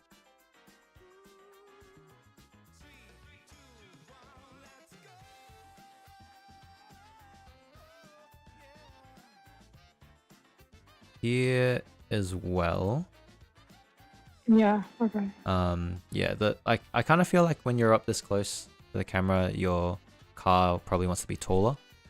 And this shop front also looks kind of, I think it's because of the way things are receding. Once again, they look very long, and so if something becomes wider, it kind of looks short. So yeah, just watch out for that. Yeah. Okay. Thank you. I haven't looked at background paint though. Let's take a look. I like this first image a lot. That's a great first image to put. Really nice. Devin Elkert's layout. Yeah, you can notice from like Devin's work, you can see how the scales are working. Have a bit of a study of what other artists are doing with their layouts, and try and kind of reverse engineer their design kind of thoughts, because nothing is random, you know. They do everything for a reason. Good background paints, I'll say. Are you currently working in layout or paint for your work? Both. Both? I'm Okay. doing, yeah, both. I personally we just talked a lot about layout, but I feel like paint is probably your stronger skill. So I'd say lean into that. You can certainly kind of kill two birds with one stone and do plein air kind of studies or photo studies, and try focusing not only on color but also on scales and perspective. Yeah, for studies, should I like put like study like in a separate page? Yeah, or... you can do like sketches or studies, can be on a separate page. People can look at it if they want, and if recruiters don't have like time to look at that stuff, they don't have to. But it's fine to include on a separate tab. Okay. Yeah. Any final questions for us? I guess wait, I had it written.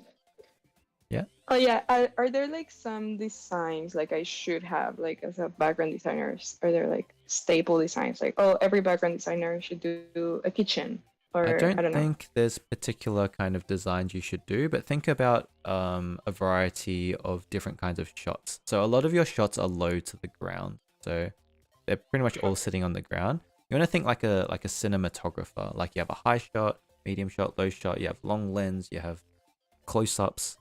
You want a variety of different kinds of shots and different kinds of settings. So exteriors, interiors, urban landscapes versus natural landscapes. You know, like a high-tech city versus like ruins. You want like a variety of this kind of stuff. Okay, Yeah, I perfect. think too, the subject matter is a great place to kind of show off your own personality as an artist and the things that you're drawn to. And as Orenji is saying, the techniques are really just sort of how you dress that and present it to people.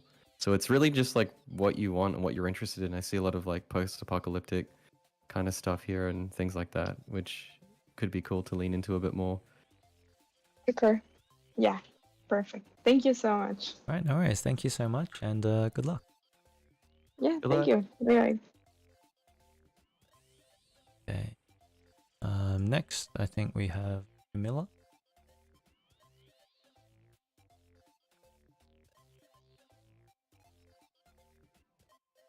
Background, props, concept art, viz dev. It's just singular image. Camilla, hello. Hi guys. Hello, welcome. Anything you'd like to tell us? Yes. Well, firstly, thank you very much for Yeah. the review of my portfolio. I hope you understand me because English is not my first language. No, perfect. So yeah. Well, my portfolio is just focused on concept art for backgrounds, mainly props. Something that what I would like to do is visual development of a story. I like to work with colors and experience with different painting of styles.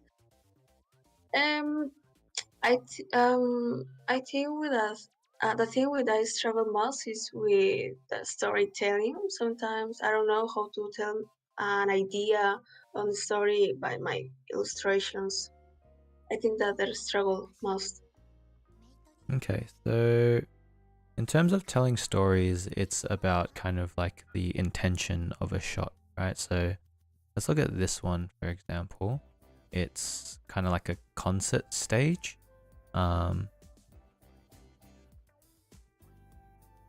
Haven't really done like a hero shot necessarily. This is more like a shoebox. So this is more about design callouts, which is fine.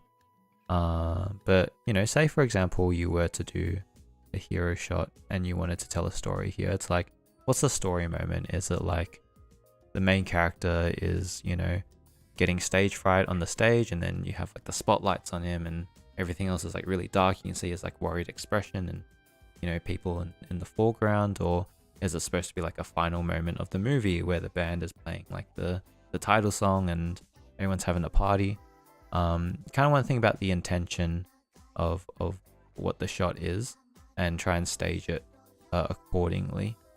From what I can see from these couple works that I've gone through, they look more like background designs, which is fine. And you can certainly tell story through design,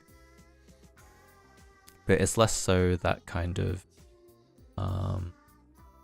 selling that kind of moment to me. Is that something that you're interested in, or you prefer to just do kind of designs? Yeah, I like those type of design where it's a little bit maybe mysterious, playing with colors. Just that part of design. I am not into characters. Sometimes I like to do portraits and just playing with that, but then characters in general, no. And that's the problem that I don't know if I had that.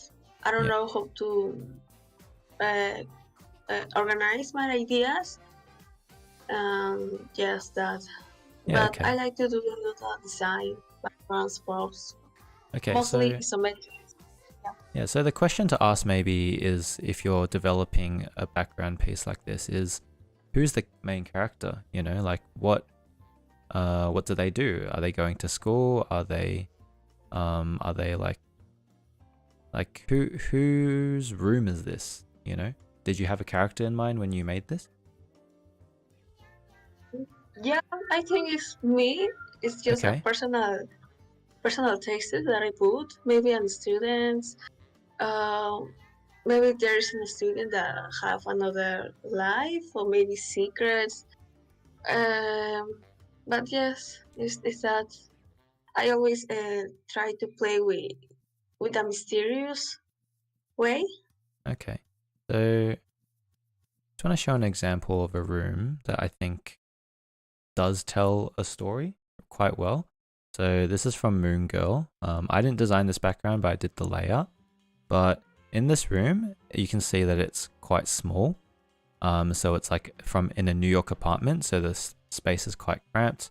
You've got the kind of oil heater, you've got these shelves to save space, and then you've got like these weird kind of electronical devices, which speaks to the kind of nature of this character, who is like a geek, like a brainy kind of character. It's kind of like science and stuff like that. And you can see, you know, her bed sheets have like these like scientific kind of graphics. And there's lots of books, and it's kind of a little bit messy. We can see some kind of tools on her like vanity table, and then lots of post-it notes. You know, I think like this kind of tells a really good story of who the character is. Whereas I'm not quite seeing so much of that personality in this piece here, for example. Like I can see maybe the character is interested in I was about to say like sea stuff. For some reason I can see lots of like jellyfish and stuff like that. If we want to have that aspect of the character show through, I think we want it to be more obvious, you know? Make it more obvious. And you know, if she's a student, what tells us that she's a student? Maybe there's like a bag on the ground with books falling out of it, and there's like a desk with schoolwork or a laptop or something like that. You know, maybe her school uniform is like thrown onto the bed, for example. We want to try and flesh it out more with personality. Does that make sense? Yes. Anything to add, Paji or Daniel? I'd like to say, so you wanted to focus on backgrounds mainly and props, right? Then I would like maybe try and remove like your portraits and character drawings. Because if I was recruiting, I would probably just want to know exactly who I'm trying to hire, and I would be focusing on people who are, you know, putting front and center the exact position they would want to be hired for. So if you're doing backgrounds and props, maybe have like your best projects for those things at the forefront, you know, like at the very front. Yeah, I agree, because about half of it I can see characters, and the first one is also a character, so it kind of throws off someone's expectations. And also I do think your background work is stronger than your character work. So I think it's better to put emphasis on that. I didn't notice this project before, but I think it's quite good in terms of set dressing and storytelling. Like you were talking about the storytelling aspect before. I think this project does it better than anything that we looked at before. This project was a school project. I did with a team. In this project I did the concept art, the isometric of the backgrounds, and the color scheme, the mood of the story. Just a concept art of the characters. Yeah, I like it a lot. I think if you want to kind of push yourself, kind of think about what was going on in this project and what kind of stuff that you and your team were thinking about to make certain design decisions. And try to put some of that into some of your future works that you do make. Yeah. Yeah. Any last questions for us? I have a question for you, Camilla. Oh. Yeah. Do you play a lot of games? No. I see the concept of some games. I like that part. I like the art. Just that, but no, I don't play games. The only reason I bring it up is because to get inspiration, or what I would recommend to a lot of games, a few that come to mind is one called Gone Home, which is a really small indie game, but even things like BioShock, for instance, do environmental storytelling very well.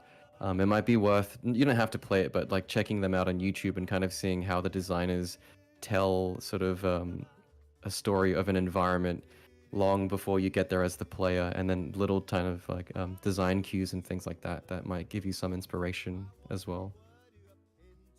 I also just noticed that you did separate it, so ignore what I said before. This is fine. Oh, yeah. Like when you send your portfolio, Yeah. give them this link. Yeah, it's fine. But Thank yeah, you. thank you so much, and best of luck to you. Thank you, you guys. Bye. Bye. Bye-bye. Bye. Okay. Next up we have Lucy. To be BizDev and illustrator, and it's a project. Do you want to try saying something? Hello? Hello, welcome. Okay. Do you want to tell us a bit about yourself? Anything we need to know?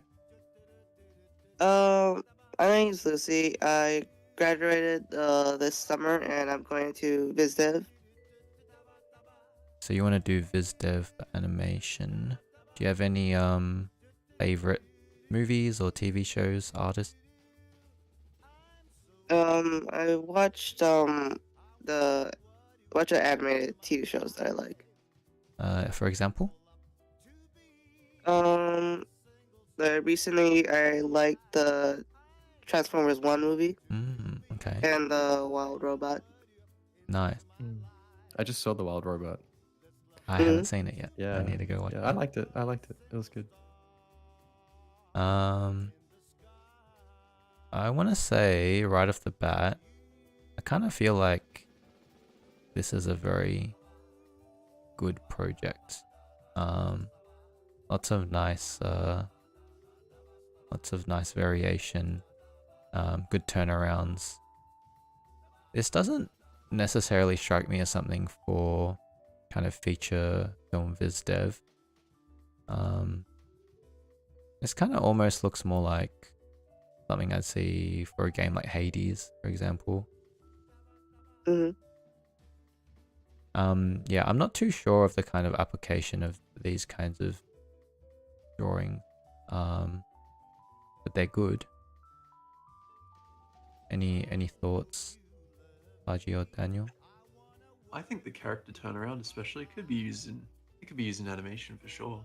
If that's where you wanted to go. Yeah, maybe like you could even do this stuff for games as well, like you said. Yeah, I just thought of shows like Voltron or like character design stuff that could work well as well. If that's something you want to lean into, I think this is quite strong. Your fundamentals seem very good. Your anatomy looks very solid. Proportions are very Mia Studio-esque, which is desirable these days with shows like what is it, like Dota? What's the Dota cartoon called? I forgot. I forgot. I know what you're talking about. Yeah, anyway, it reminds me of that. So I think it has a space. There's something. You've got like clean line work. I would say it's very appealing. There's just something about these character designs. I feel like that it's missing something. I'm not quite sure what it is. Because I feel like if they didn't have color, I would think that I'd like them more, if that makes sense. I feel like the color almost takes away from your from your like clean line work and really solid anatomy. I'm gonna see if I can find some examples of some. Just my own observation, but looking at it, is it because there's a lack of a cast shadow on these? Yeah, characters? I was about to say, I think you need to shade them. You need like a bit of like cell shading on them, because most Just one layer. shows, yeah, most shows like this will be cell shaded typically.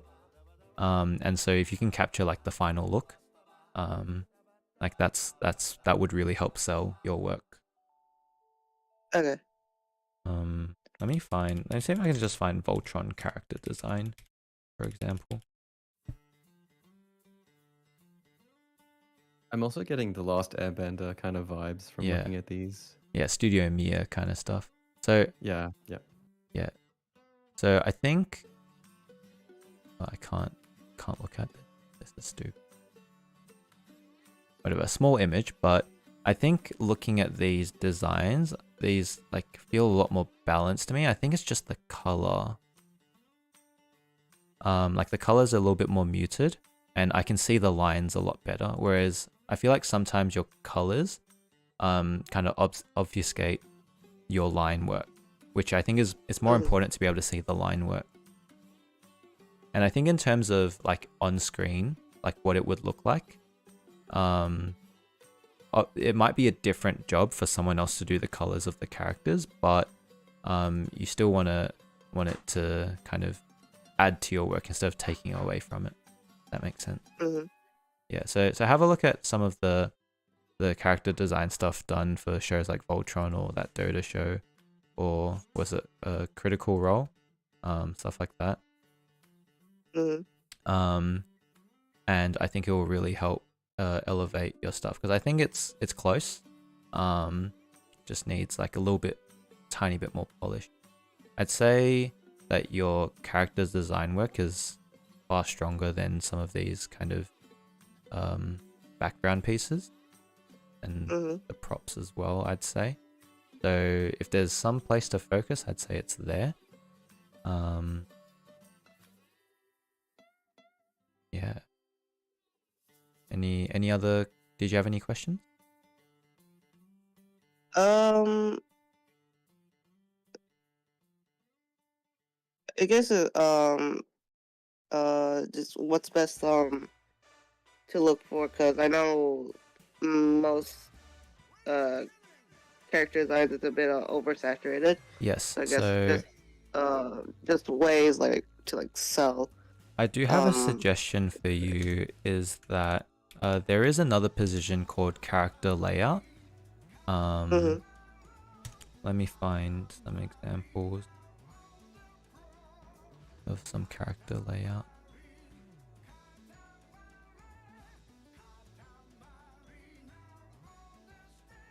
So there's another type of position that requires an artist to draw a final look of characters from a storyboard.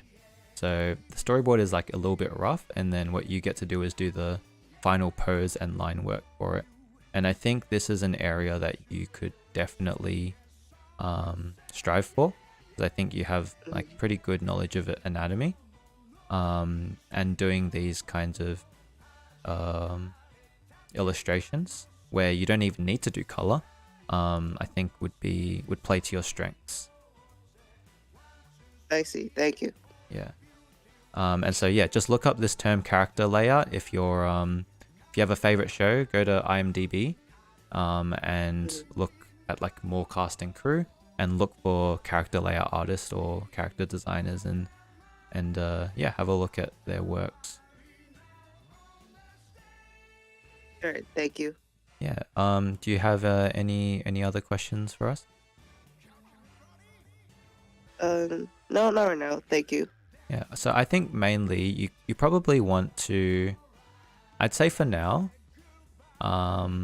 it's okay to have character viz dev. I feel like you'd benefit if you just put all the character stuff at the top, because like I have to scroll pretty far to find this stuff that I really liked, you know? Like I really like this, but I have to scroll really far to find it. So I think you can put it close to the top. And yeah, these ones I was confused before. I'm like, what would the application be? Character layout.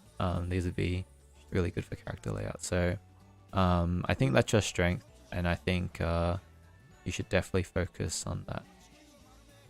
Alright, thank you.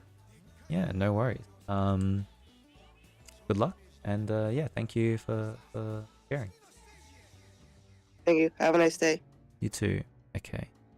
So the next one I have here, I think, is a PDF, but oh my gosh, I just got a DM. Can you turn off the PNG? Oh, we already passed that one. Is Aria here? I believe Aria was supposed to share a PDF with us.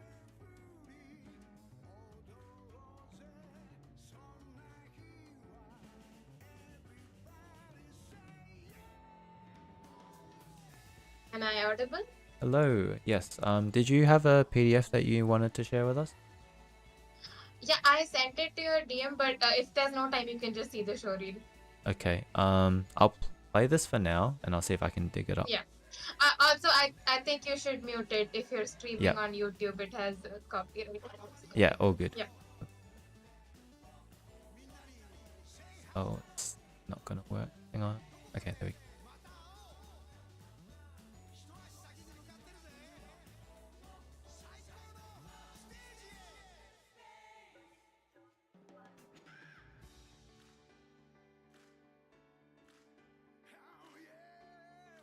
Oh, just open this thing. Hang on a second.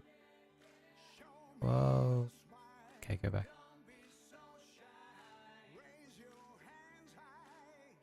Sorry.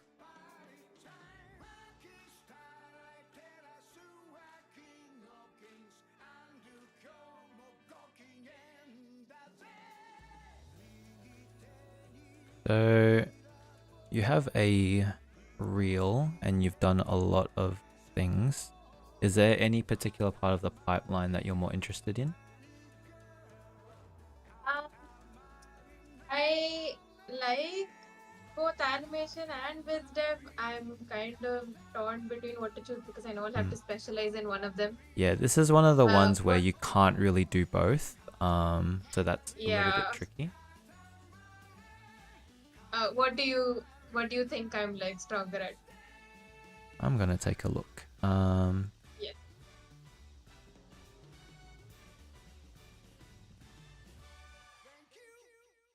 Daniel and Paji, what do you think? Character design or, sorry, not character design. Biz dev or animation? I think your animation is quite away, actually. Well, they're both kind of good. It's hard hey? to pick. They're both really good, actually. We're kind of at a crossroads here because you can't really focus on both. It's difficult. Yeah, but I'm interested in both, but I know I'll have to choose one. So. Are you feeling pulled more in one direction than the other at the moment? Well, currently I feel like I want to go into animation, but then I look at like artwork of Viz Dev and I'm like, I want to do that, but I don't know. It's really hard. So I was hoping you guys could like push me in one direction and be like, okay, this is it. Yeah. It's honestly your choice, but personally, I'm looking at this stuff and out of your whole portfolio, I think it's kind of funny. This is my favorite image, and you put it last. Really? Okay. Yeah, I think this has a lot of story. Like this is beautiful. It's like a moment between this guy. Is it her dad or a butler or something? He's clearly he's clearly doing something a little bit silly to please the young girl. The room has got like toys strewn all over it. You got this beautiful light coming through the window. Seeing this image, I really like it, and I feel like you definitely can push towards biz dev or even color scripts. I like this color script quite a lot. That's me because I like biz dev. Yeah, I understand. I guess more generally, in just terms of like general life advice, I think back to when I was making the decision to go to university and what I wanted to study, and I was kind of at a crossroads. Well, like, do I do visual art or do I do music? Because that was one of my other passions. And I guess from a broad sense of view, like you can always change your mind. You know, you're not sort of locked in if you do pick one over the other. And if you give it a shot over a couple of years and you realize like, okay, this isn't really for me, like you do have the skills to kind of try the other direction. That's just honestly how I feel when I look at your portfolio. Okay, but I think I have to like pick one route if I want to like take it to the next level, I guess. Yeah. Okay. Yeah, whichever one it Okay. is, like go full on into it, because I think whichever one you do, you can definitely excel at it. I just think I feel like you're a bit closer with VizDev, if that makes sense. Yeah, got it. So I usually do like projects where I do everything. Yeah, I was gonna say yeah. it's very impressive that you can do all of this. Like that's really cool. But you know, just think about what would happen if you pushed all of your time into just one of them. You know? Yeah. Yeah, okay. I got it. But you make the choice. It's not any of our place to make it for you. I came here kind of hoping you guys would just be like one option, but okay, thank you. I'll make a choice for you. I'm not taking responsibility for it though. I like this image. I Okay. think you should do VizDev. Okay, I will follow in your steps. Thank you. Good luck. Yeah. It's Thank you so much. yeah, Thank you it's guys good. for the review. I think these creature designs are really good as well. I'm assuming this is like a turtle with the plastic around its neck. I think that's a pretty cool. Yeah, it was a concept for like these animals that like were like infested with like pollution and stuff. Yeah, I think that's pretty cool. I like these. They have a lot of personality. I think that the designs are a bit stronger than the painting itself. The painting to me missing like kind of specular, like water should be, especially an underwater scene, should be like very sparkly. Maybe you can see like light rays come through it. This is what I think is kind of missing from most of your images, is a bit of specular highlights that'll really help make your images pop and help give them a sense of volume. I know your stuff is quite stylized, so it's quite flat and 2D, but even then, flat and 2D stuff can still be dimensional. Got it. Yeah. Yeah. And in terms of your portfolio, I know that you probably kind of whipped this up quite quickly, but do be wary of how you order your images. Yeah. Because I think, for example, this is one of the weaker images and it's near the top, and then you have this, which I think is your best one at the bottom. These are quite nice as well. Group them by projects, so like the color script and the backgrounds for the color script, like that. So whatever I understand. Yeah, I can get that sometimes you want to put stuff like in order with your projects and stuff, but sometimes whatever looks cool, you put it at the top, you know? Like I'm immediately sold when I see this, for example. Yeah. Do you have any last question? No questions, just I have a lot to think about. Yeah. You're clearly capable at with a lot of things. It is now kind of time to narrow down a little bit. Yeah, I understand. Thank you all. Thank you so much. No worries. Thank you You're so welcome. much. Good luck. Thank you. Okay. Next up, Sarah. Whoop.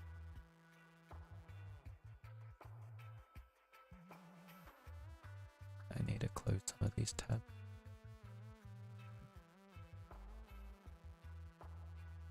Okay.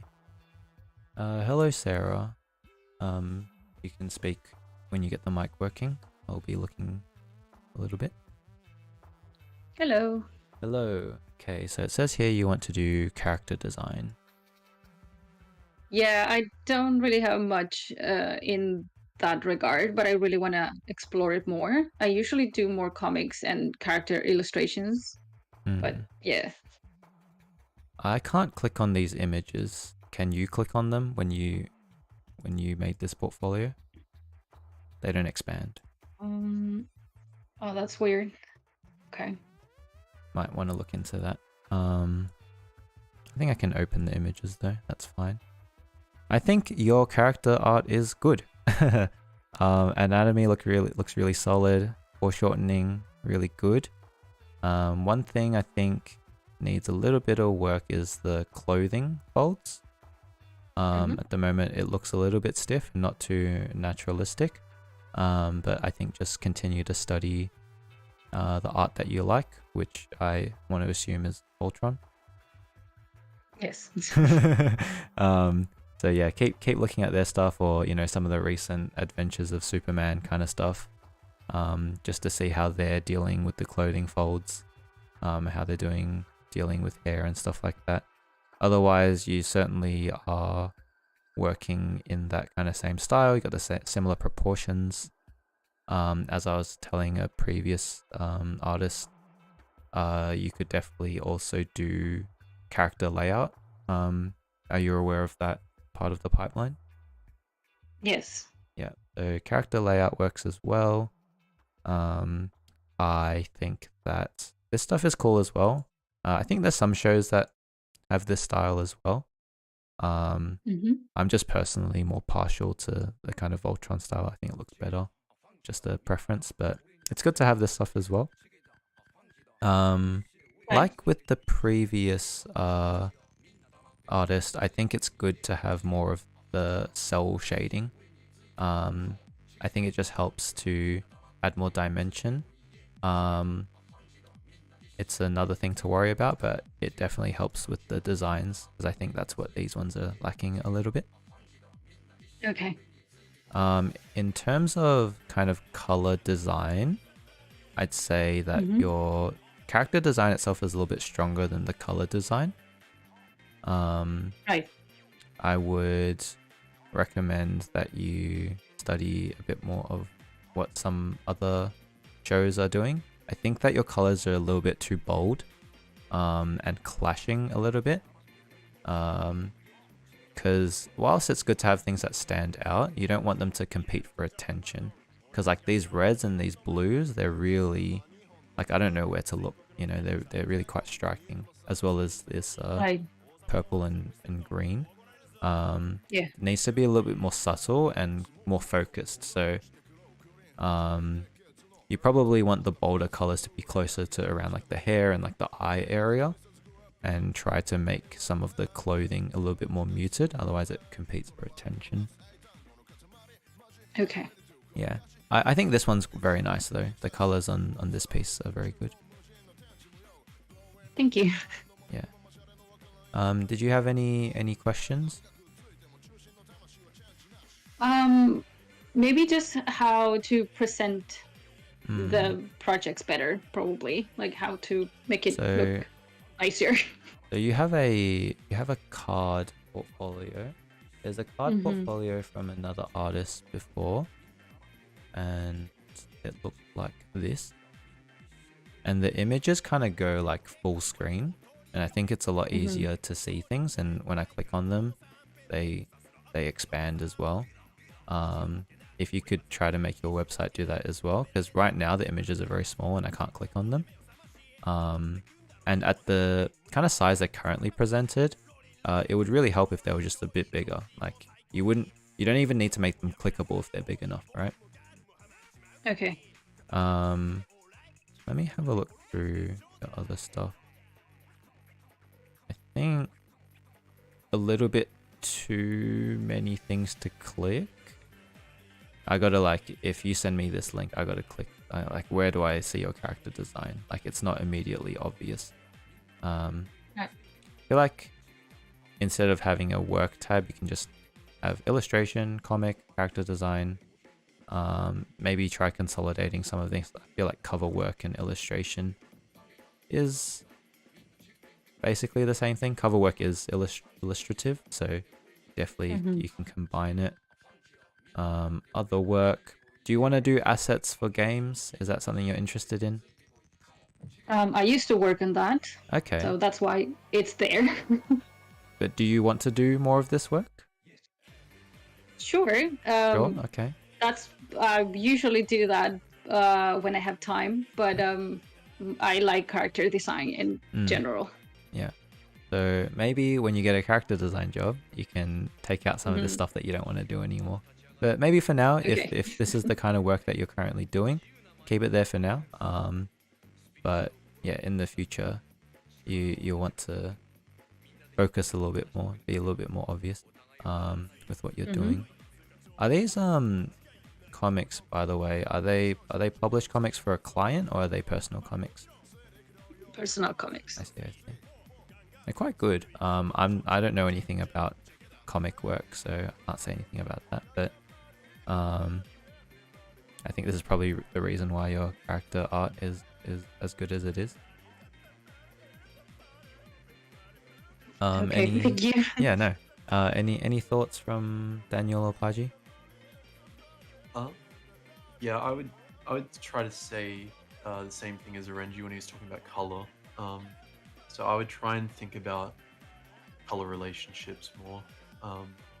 You know, not picking too many vibrant colors, because they'll just clash, like what he said. So that is the main thing that I noticed like straight away. But your like fundamentals with like proportions and anatomy were quite good on your characters. Maybe if you go back to the designs, you go to the second one. So her face, the turnaround on the right, maybe just like try and do some more like studies on the 3/4 face, because yeah, the eyes aren't aligned as good as they could be. The rest is quite good actually, but that is just one small thing that I noticed that might be like something that, you know, someone who's hiring you could point out. If you could touch up on that stuff, then I think you're pretty good. Yeah, you really want to be quite kind of flawless. It's very easy for recruiters to just kind of see stuff, nitpick it, and like, you know, take you off the list. Oh, I found it. Dota Dragon Blood. Here's a good example of an expression sheet. So you can tell that like the face is very volumetric, like really solid and very consistent. And that's a very difficult thing to do, but it's something that is, you know, required for this kind of job. Okay. Yeah. But yeah, you're very close. You're getting there. I'd say, you know, keep studying diligently. Yeah, great work. All right, thank you. Very strong shape language as well. Thank you.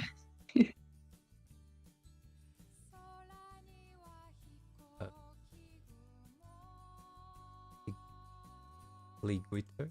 I'm not sure.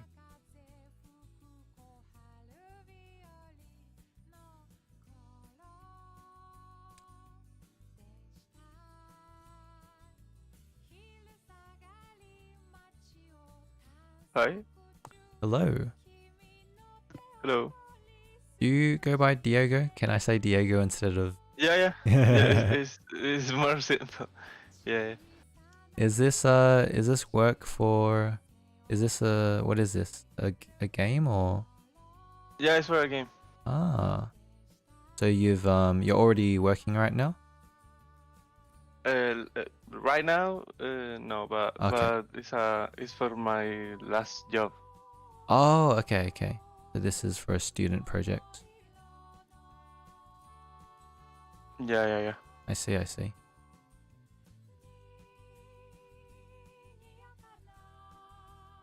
So, if this is for games, I'm kind of having trouble kind of linking these designs with the game, except for this last bit.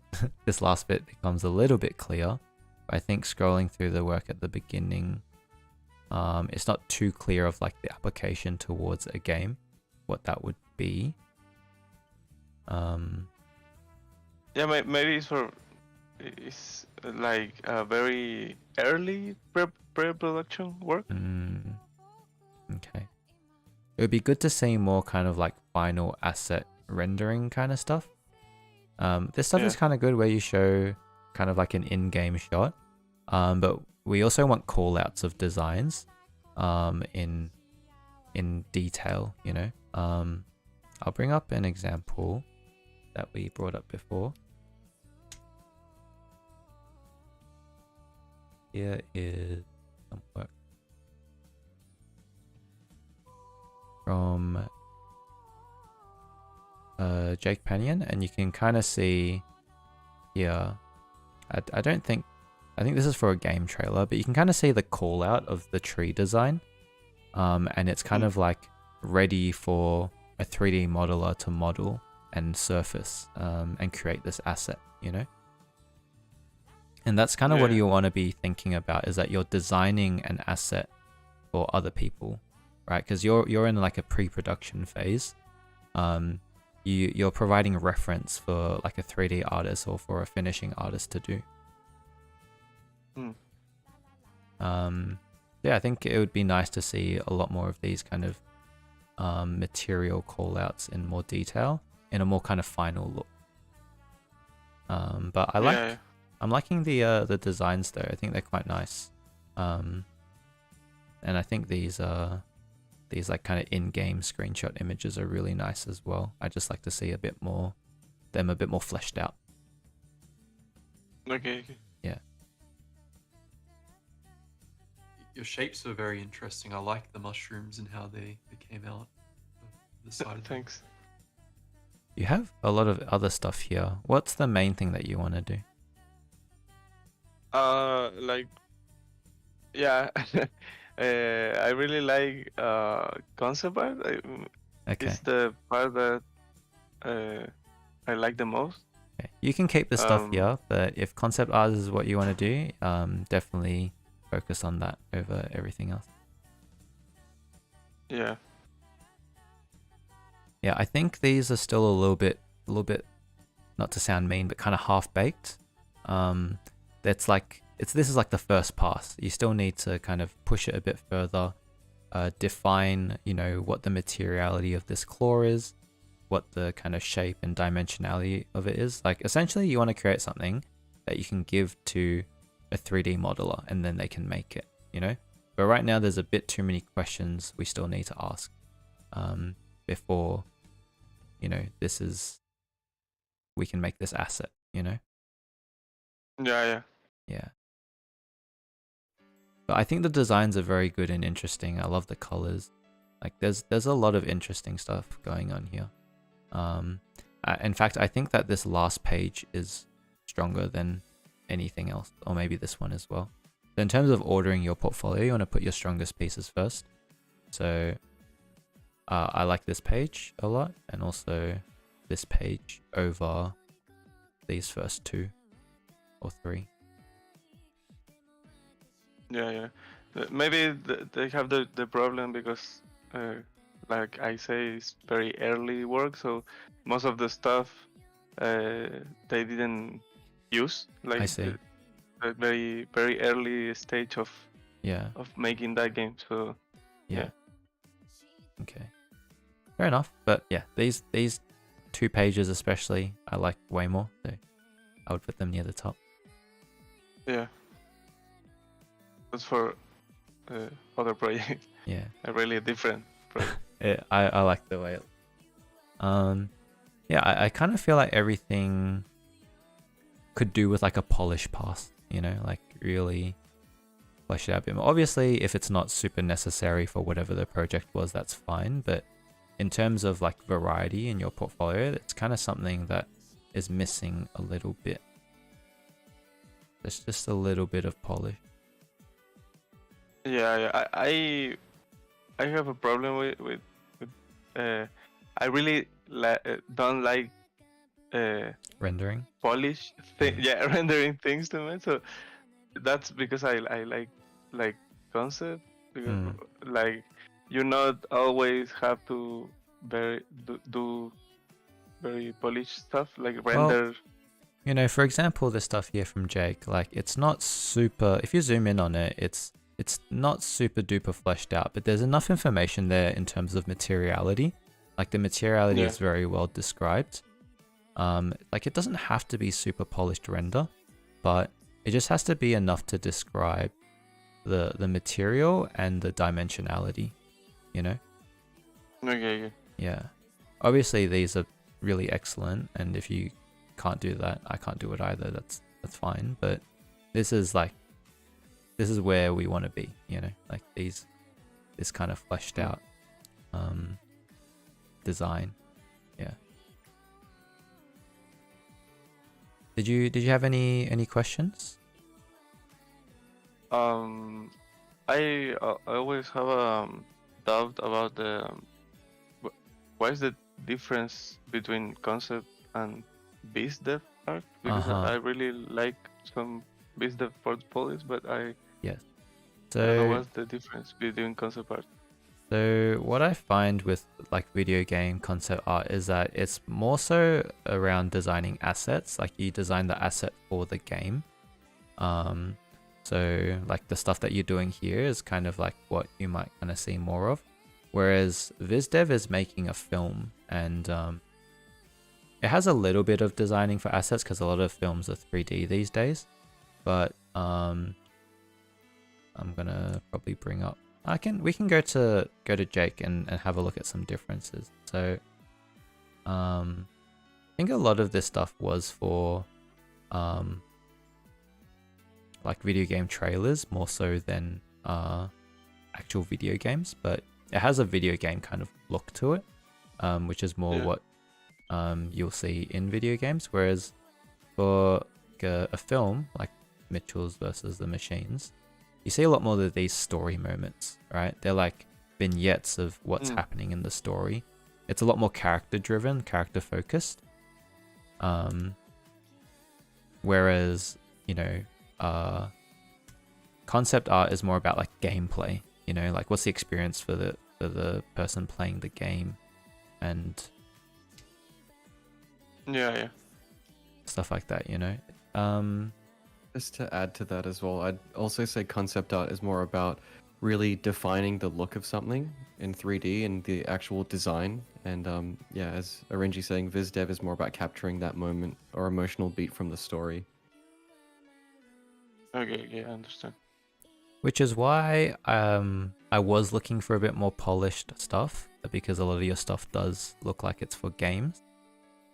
You can definitely get, yeah, like these are character sprites. Like this is all for games, right? If you do want to transition into VizDev for animation, it is a lot about the story. So I think even an image like this, while it's kind of like a story moment, the graphic look you have just kind of reminds me of like a game, like loading screen, you know? Yeah. It's a lot more graphic and like less kind of less cinematic, you know, less filmic. So if that's something that you're interested in, definitely you kind of lean more into film, if that makes sense. Yeah. Yeah. But do you have any ideas of where you're headed currently? Like right now I really like the pre-production stage. Sorry? So I think concept or VizDev. Okay. Yeah, so if you do want to do more VizDev, it's a lot more story driven and less kind of like assets and stuff. But I think whatever you do, you'll be good at it. You just need to be focused and specific about it. I think I right now I have a hard time focus on something because I really like so much things. Yeah, I mean, if you're still in your final year, you know, you can take a bit of time to figure it out. I'd say like you just think about mainly like what stuff do you want to work on in the future? Like, would you rather be working on a game like, I don't know, Hades, or I don't know anything about games, or would you rather, you know, work on a movie? Yeah, just like what do you want to do? But like in games, I really like. In my portfolio, I have in the description I have 2D art because I don't like concept, I done 2D assets for games, so I think my name as a professional is 2D artist. Yeah. I think. Okay. Yeah. Okay. It does help to specialize though. So if you do want to do those kind of cool story moments, you can try to kind of move away from this stuff. Okay, I've been notified we're out of time, but thank you so much for sharing your stuff. It's really fantastic. Whatever you do, just focus on that, and it'll be good. Yeah, thank you. Thank you All right, for no taking worries. the time. Oh, good. Thank you, man. Bye. Bye bye. Okay, we're moving on now to Lexi. Sorry, RNG, I've got to bounce, but thank you for Yeah, having me. Of Thanks, course, no chat. worries, man. Thanks for joining us. You guys, if you want to see more of Daniel's stuff, go check out his art. He just posted a sick, massive, giant squid piece, and go check out his YouTube channel as well. Thank you. Thanks, everyone. All right, see ya. See ya. All the best. See you guys. Okay. We've got Lexi here. Interested in VizDev, character design, and 2D animation. Is your mic working? Yes, it is. Awesome. Welcome. Okay. Straight off the bat, good character stuff. Very solid. Something that I've kind of not mentioned all night is that character design is a very competitive position. And I see a lot of people who want to do character design. So if you guys want to do character art, unfortunately the bar is a lot higher than some other positions. So even if your work is solid, it's a competitive position. I just want to preface that, not just for you, Lexi, but for everyone else as well. Great. But yeah, this is solid stuff. I'm just mentioning this because your stuff is so solid that I think we can push it more, and really try to be at that level, you know? So your stuff reminds me a little bit of some of the Spider-Verse character stuff. I assume that you've seen it. Yes, I have. A lot of people tend to tell me that. I do appreciate it. Yeah. So since you're heading in that direction, I'd say like really try to hone in on that and you know, get to that next level. So what's the name of the designer?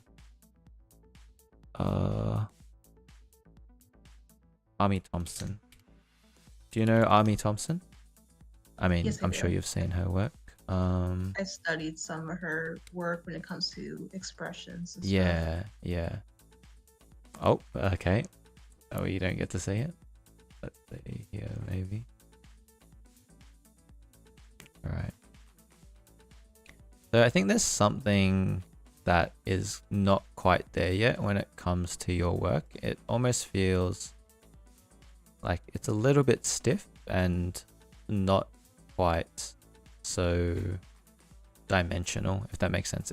It's like, it looks good for like 2D. It almost looks like a rigged kind of character look, whereas when you look at Army stuff, it's very realistic in its proportions and its depiction of perspective. So I think that's something that you could practice a bit more, and I think stuff like figure drawing and studies will help with that. Like you see like the way that his arms are like posed. Yeah. It's a lot more natural looking and a lot more volumetric. I think here like the arms look a little bit short, and just the way that they're like, I think it would help if you took reference of yourself. Obviously it's animation, so you know you can bend and stretch it a little bit, but you still want to try to capture the dimensionality of it. Like here, because he's got these like arm bands, it really helps to sell the like the contour of his arm. Yeah. Whereas yeah, it looks a little bit like flat and like 2D card looking. So I'd say, for example, like the way that this arm sits here, like, is a lot more natural than this one. And I think the way that you've drawn the clothing folds as well, when he's wearing this shirt here, really sells the dimensionality a lot more. Same with this one. I don't know if it's an issue with this piece of clothing, the way that you've drawn it, but these ones feel a lot stronger. Yeah.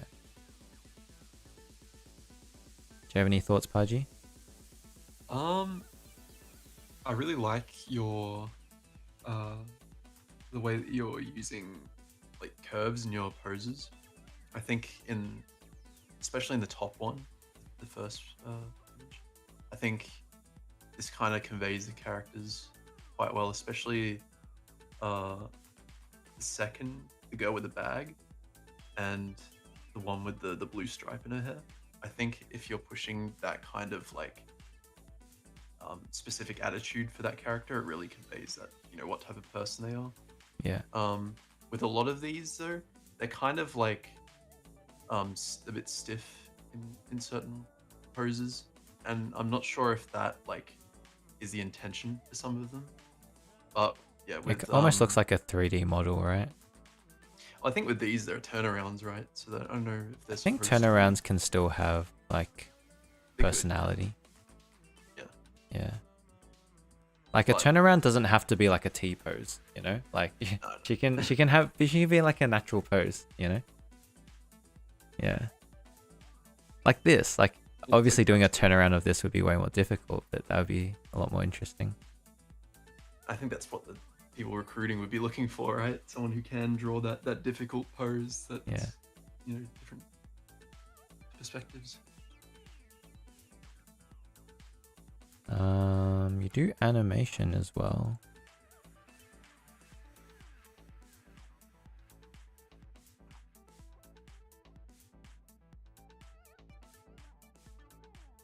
More so like motion graphics. Yeah, it's motion graphics. I'd say like this is fine, but it's probably not what you're aiming for, right? Yeah. Yeah. I'm aiming probably closer to more character design and 2D animation, just like actual 2D stuff. Do you have any example of 2D animation that you've done? That would be on the very first page. If you just click on my username, and just click on that video. That's my student film. Oh, that this I is a did. video. Just Oh. scrub through it. Okay, that wasn't obvious that this was a video. I see there's a play button on it, but also it's not obvious.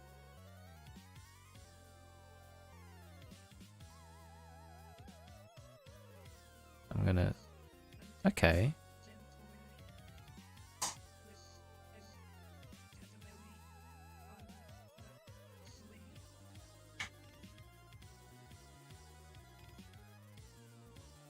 So what are you more interested in, animation or 2D design? I think I'd be more interested in animation, but I don't have enough projects as of late to really showcase that. Okay. And I think just a little bit of combination of doing character design so I could kind of understand what makes a good character to animate helps. I don't know how to do animation, so I can't comment on this really.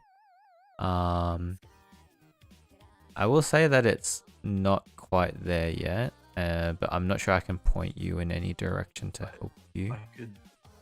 Yeah, Paji?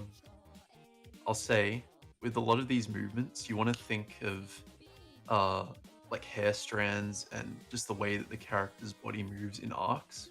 So you want to think everything revolves around curves and how an object will always move in a curve. Doesn't matter what it is, unless it's like a robot or something that's moving very linear. Most naturalistic movements will be in a curve. Doesn't matter like how straightforward or accentuated it is. It'll always be, you know, in an arc shape. So all your hair movements will be kind of flowing in like an S shape or a C shape. Got it. And you can look up like the 12 fundamentals. How many 12 fundamentals of animation? I know some people consider them to be more fundamentals, but just there are tutorials on YouTube that you can look up for these fundamentals, and they'll make your animations so much better, move more naturalistic. Yeah, like the way that she kind of stepped across there was like a little bit like stiff, right? Yeah, and that comes down to like where you're placing your poses. You need to be able to know how to space your walk cycles properly, where to place each step. There are a bunch of ways to do it. Like there's the Ghibli way, there's Disney ways that they do it. So just there's a lot of like resources for that stuff on YouTube. One Day James is great for that. There are a bunch of other channels, like there's the Japanese channels who like they can tell you how to do things their way. Dong-chan is a great channel. So yeah, just try and like think of the fundamentals and applying those to everything you do in animation, and it'll start looking a lot better. Got it.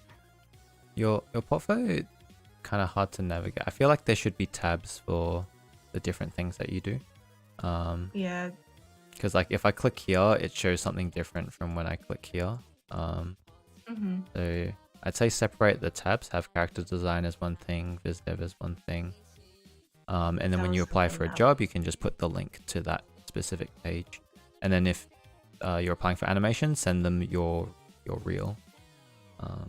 Yeah, that was something I was considering this past week because I literally saw on your Instagram like a few days ago of that suggestion. Like, oh yeah, that's a good point. Yeah.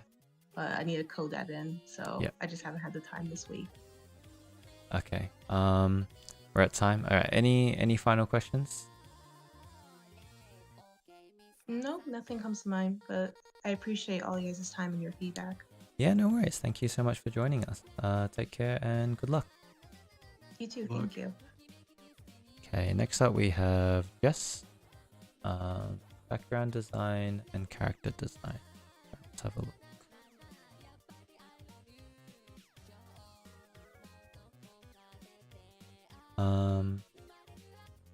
Jess, are you... Hello? Hello, welcome. Okay, so I see that you've said that you want to do character design and background design. Yeah. It's not immediately obvious on your website.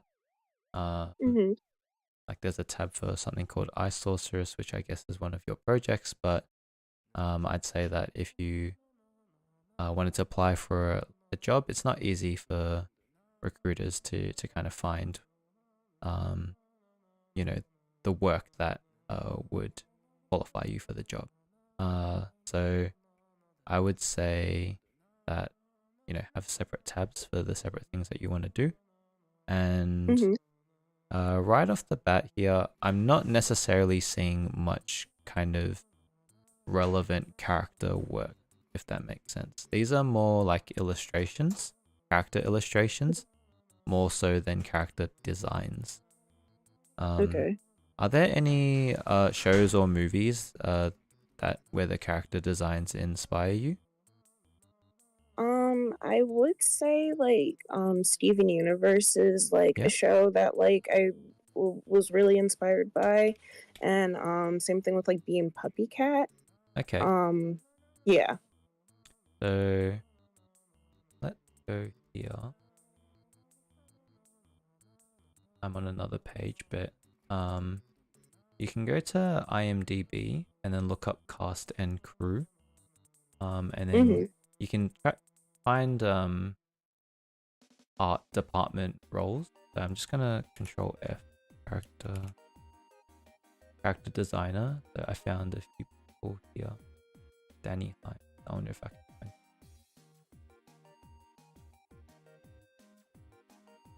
Okay. So for shows like Steven Universe, what you're going to, what kind of is required of the role is to create something like this, a character sheet with poses, turnarounds, expressions, and a kind of consistency to the character, like this. So, for example, you have this like clown girl. What we'd want to see if you were to apply for a character design role is a clear kind of turnaround of just the character, showing poses and expressions, different angles, if that makes sense. Yeah.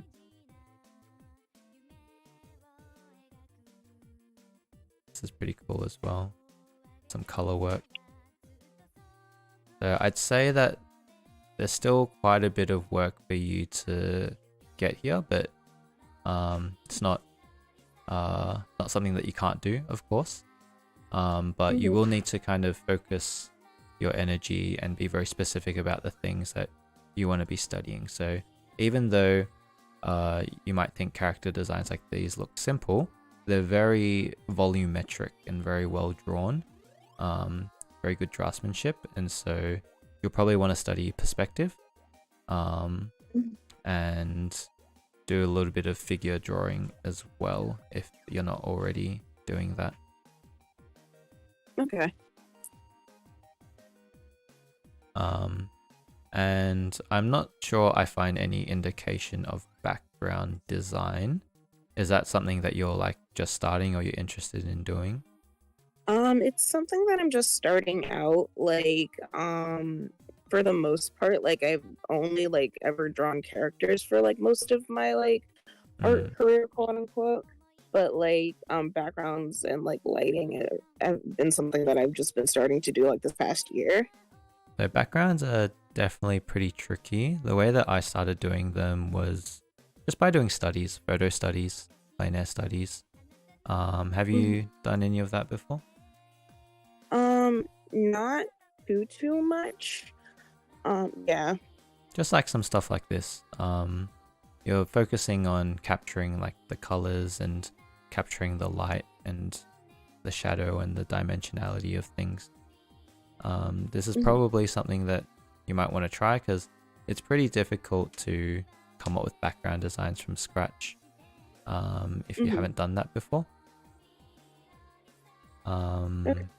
And I'd say you're still pretty early in that kind of journey, so that's probably where you want to start. Okay. Yeah. Any suggestions, Paji?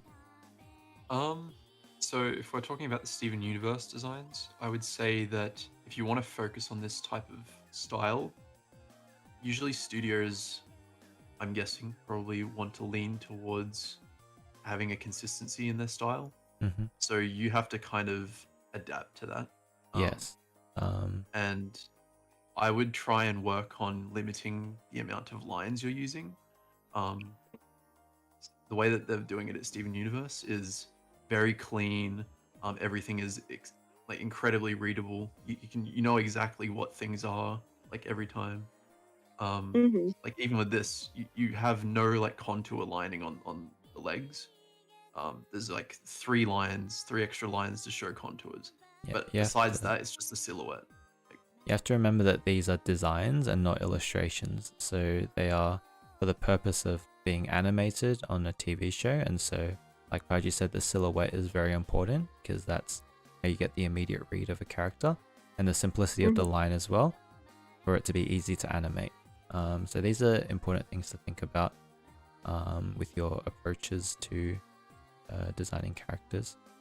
So I'd say that there's probably like 2 things that you can focus on. One is just learning how to draw people better, which is with figure drawing, and then another part of it is the design aspect, which is 2 separate things. You kind of have to do both at the same time, and then one day it'll click and you can combine them all together. But they are 2 kind of separate things that you do need to work on. Okay. Yeah. Any questions? I have 2.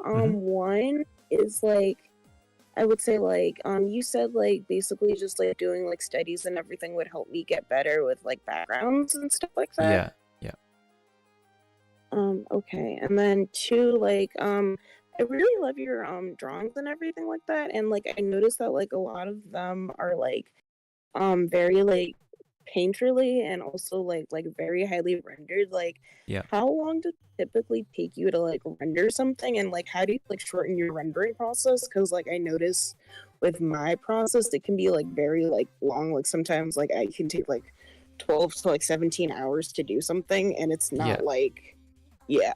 So that's not so uncommon to be spending that long on a painting. Like for me, I might spend a similar amount of time, like 20 hours. And on a production, that's not uncommon either. If you're doing like a production background painting for a show like Arcane or something like that. And how to be quicker, it's to be more decisive with your decisions. That's a stupid sentence, but be more decisive with you know, your paint strokes. Don't use things that have opacity or kind of soft edges. I'll show you an example. Have you heard of Rob Ruppel? No, I haven't. So Rob Ruppel is an incredible artist, and he also made a book called Graphic LA that kind of shows his philosophy to creating paintings. And so his paintings look incredibly realistic, but you can see from his process that he starts off with very clean, simple shapes and then kind of adds detail to them. And so it's all about finding that graphic read. I would recommend getting your hands on his book, Graphic LA, and having a read of it. And there's not much words to read, actually. You just kind of look at his illustrations and his sketches. And you'll learn a lot about how to paint things more quickly and decisively. Okay. Yeah. Okay. All right. Thank I you think so that's about much. it. Yeah, no worries. Thank you for joining us and good luck. Thank you.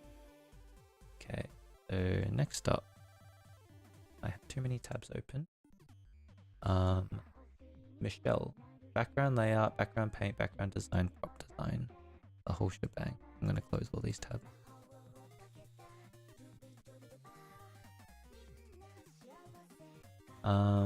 Is your mic working? Yes. Hi. Hello. Awesome. Hello. Okay, so I Hi. can immediately see very kind of strong direction towards 2D animation. I assume that's what we want to do. Are you studying at the moment? No. I graduated a while ago. Oh, okay. Right now I'm just trying to build up something, my Yes. portfolio and all that. Okay, awesome.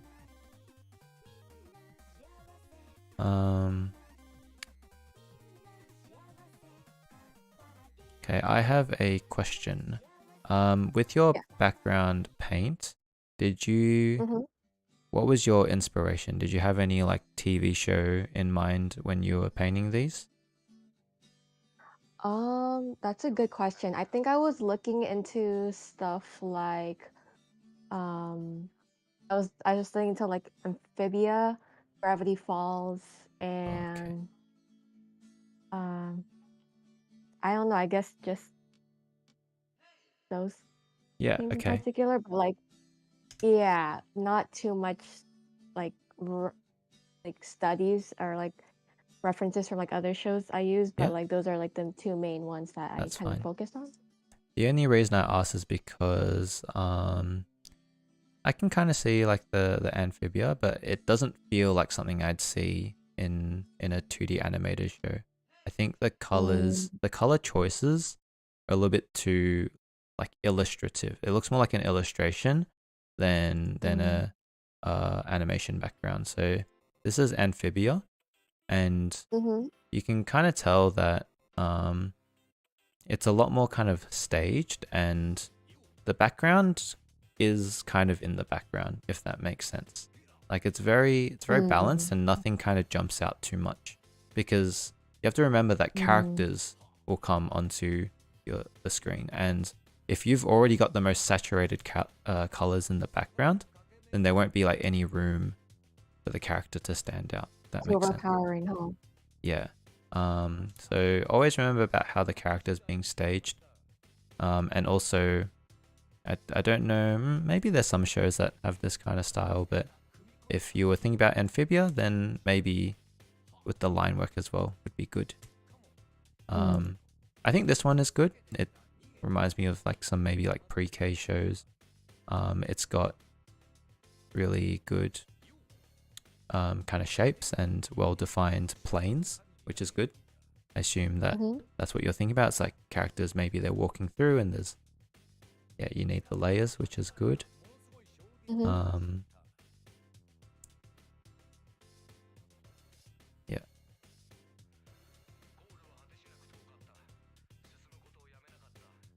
So I'd say that we need to work a little bit on perspective, scale, and proportion. I'm not going to check with a perspective grid, but this doesn't look correct to me. Do you use a perspective grid when you make these backgrounds? The perspective grid. Yeah. Yes, I do, but I guess I took a little bit of like some creative liberties on my end. But Okay, so yeah, creative liberty is good, but you have to break the rules in when it's right to do so. And I don't think it was necessarily right to make some of the choices that you've made. I agree, like you got to break it sometimes because you don't want it to be too stiff.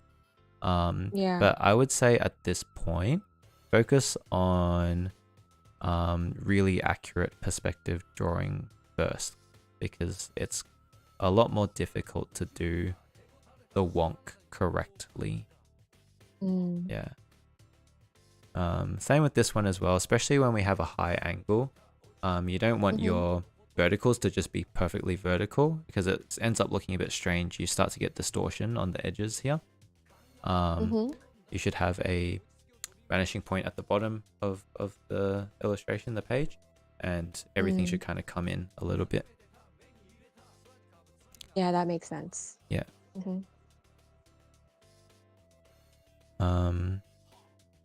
But your layouts here are quite good. Like, I'd almost, oh, okay. These other layouts, this one is, I think, your strongest layout.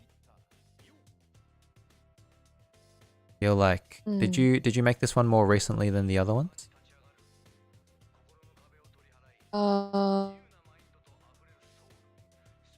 Yeah, I just made that recently. Okay. That's good.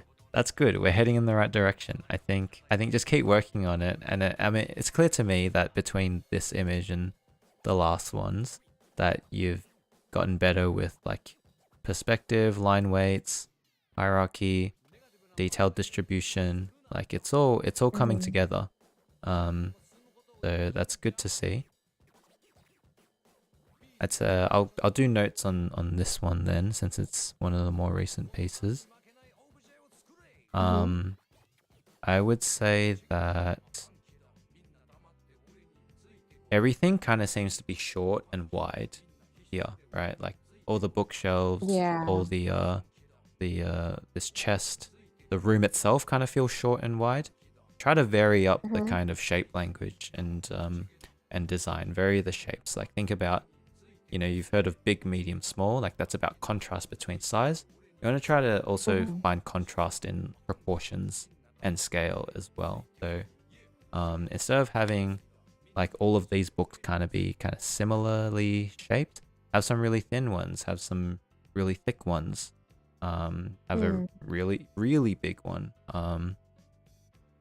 You know, the props all around, they're all kind of like horizontal, you know, they're all kind of like laying down. Yeah. Maybe have a scroll that's... Yeah, go ahead. I guess like when I was like doing this, I realized that it all seems very like vertical. Yeah. And I do kind of see how I need to break that up. Yeah, like maybe have a scroll that's standing upright. And yeah, just try to vary it a little bit more. I'd say from here, try to explore some more extreme angles. Really try to push your knowledge of perspective, you know, try to challenge yourself. Like you might find that, man, this is really hard, but doing more challenging angles like this will help you a lot with understanding how perspective really works. Yeah, just some examples. Lots of the Berlin's to use more angles like that and like a little bit more with. I might have to get you to repeat yourself because you're going a bit robot-y. It's just been a lag. Yeah.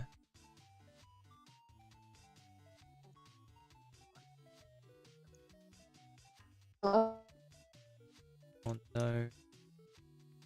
Is it possible for you to type in chat? I think the internet's struggling a little bit.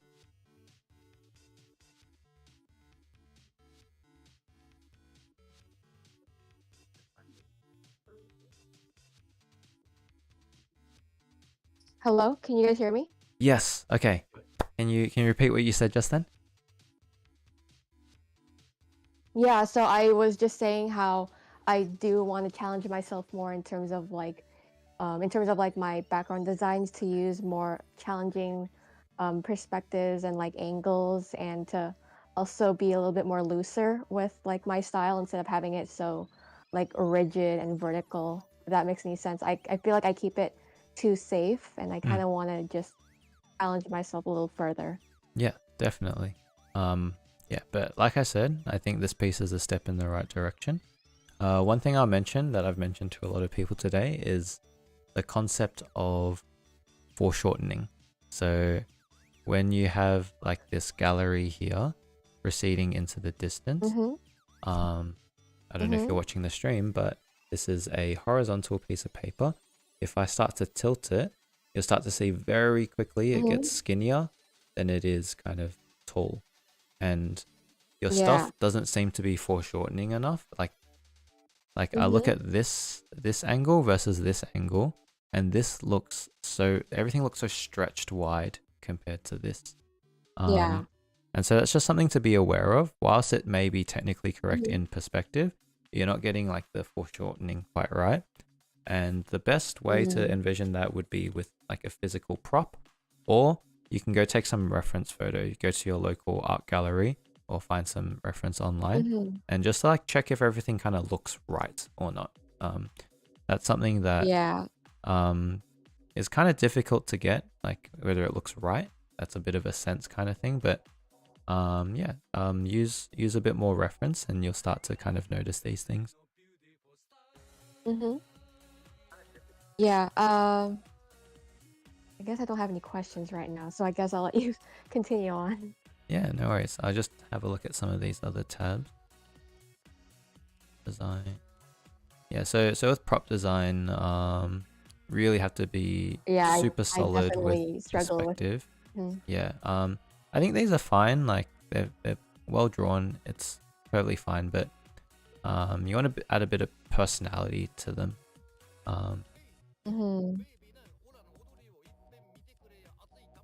You think it would be beneficial to like add some like prop turnarounds and stuff like that? I think for now, before you try to do turnarounds, try to focus a bit more on the design. I'm gonna find if I can see some examples.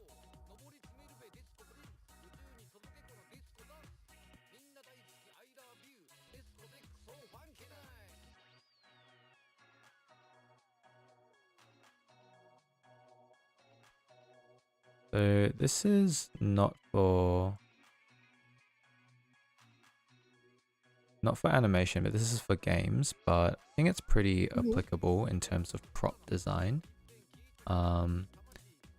Needs to have personality, it needs to like kind of stand out, it needs to be a design, right? Like what makes this not just any ordinary like janitor's, I don't know what they call this, but thing, like accessory. like you need to add some personality to it, right? It's like, this is interesting because it's like an old sewing machine on like the traditional kind of like table, and it's got like the call out for all the different design. You know, there's a design for like a location, there's a fountain, it's like a ruined and overgrown with ivy and grass and moss, you know, like who's the character that's using these things? Like, is this an old worn out boombox with like stickers all over it, all scratched up, and has like tape holding the handle together because it got cracked once, you know? So kind of just like breaking that like the pieces of it and like the design yeah, aspects. think about what the storytelling is, like who's the user, and then, you know, like a chair even. It's like, oh, there's these like chairs that are made using like natural canes and stuff like that with like moss all over them. Yeah, just think about adding some more design appeal. And I think this also extends to your backgrounds as well. So obviously, like, you'll have props in your backgrounds too, right? So yeah, it'd be nice to think more critically about how these props are being used. Oh, we're at time. Okay. All right. I think that's about it. So thank you so much for sharing your stuff, and good luck. Yeah, thank you so much. I appreciate the opportunity here. Thank you. Okay, bye-bye. Bye. Okay, next person we have is Amelia, who has an Instagram link. Hello? Hello. I see you wrote that you're interested in illustration. What kind of illustration are you thinking of? Well, eventually, right now I'm thinking of doing things around concept art, but you know, that's so far away that things might change in the future. And also what I have up on my Instagram right now isn't exactly concept art centered. Yeah. So what would I say? I would say to head into the realm of concept art, we need more design. Are there any particular projects, shows, games, artists that inspire you? Like, what's the reason why you want to do concept art?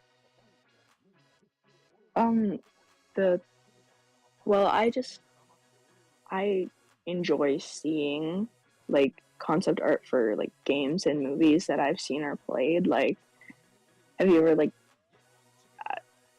sometimes games have the packages within the game where you can like look and go to see how things got created, and I just think that's really cool. And also I have a family member that has it as his job, and I think what he does is really cool. Do you have any specific projects in mind? Any shows or games that you really like?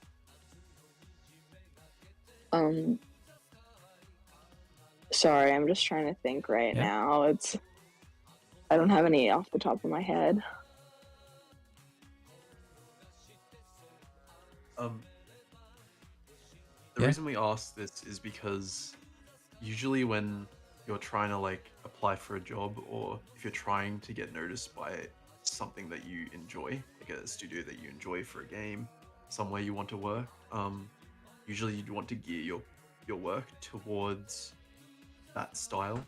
Like, they don't want to adapt to what you're doing, they want you to adapt to what they're doing, just so it fits in the pipeline. So maybe thinking about the type of style you would like to create your work in, what would be the most enjoyable for you, what appeals the most to you. Because I think for you, we're kind of like at a stage where we want to decide where to go, and so it'd be good to think about like what are the things that you enjoy looking at, that you're interested in, and head in that direction. Right now it's all just kind of... Sorry. What? Sorry, go. No, you first. Okay. Were these studies like copies of existing, like there were studies, right? Of existing That images? one's just... I just kind of made those two up. that one is an existing image. Okay. Yeah. So you're Those able to hands are kind of mine. distinguish form Yeah. and understand form. Yeah. Like the Lighting and butterfly and the bird up there are out of my imagination too. That one was a commission. Let's try to rattle off like some movies, games, and TV shows. Let's see. Like, do you play games like Elden Ring or? Yeah, I like Stuff like adventure games like Resident Evil series, Resident and, Evil? like The Last of Us and stuff like that. Okay, Yeah. okay. We have a direction to go in. Naughty Dog. So you like quite detailed, noisy type of art directions in games, right? Like quite realistic stuff. Yeah. Okay. Yeah. So here's some Last of Us stuff. Mhm. This is great because it has the names of all the artists. Eitan Zana, you can definitely look up some of these artists. Aaron Limenick. So yeah, kind of what you need to do now is kind of decide what direction to go in. And this direction that you're deciding to go in, like, it's not going to be the thing that you're going to do for the rest of your life, but it's a start, and you want to go in that direction, and then over time see like where you go and what interests you and what you want to focus on. What's important now is just to kind of like get started in the right direction, because if you do want to do work for games, do concept art, it's very different from what you're currently doing, right? This is fine for like a foundational skills. You want to do studies, you want to learn how to render and shade, but I think you also want to learn how to design, right? Like obviously even here, very drastically different kinds of art being made for this same game. You got these really realistic renders, photo bash kind of concept arts, then you have this kind of like painted storyboard, then you have these realistically rendered character designs, and then you got these super graphic kind of character designs, character moments. So there's so much stuff that you can do, right? And you kind of have to figure out what you're interested in and try lots of different things. Like there's so many different styles here from so many different artists doing so many different things. So I know it's a lot, but a lot to think about, but you know, this is a good place to start. I think this is a great link because it shows so many different kinds of concept art. Yeah, I'll put this in chat. What I have up right now is just kind of what I have to apply to school.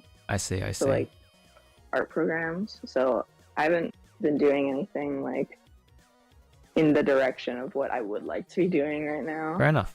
I think if you haven't gone to art school yet, then you have lots to learn, lots ahead of you. But yeah, just some stuff to think about. I don't think there's I don't think we're quite ready, I think, to kind of make a choice just yet, but just planting some seeds. Yeah. Thank you. No worries at all. Thank you so much.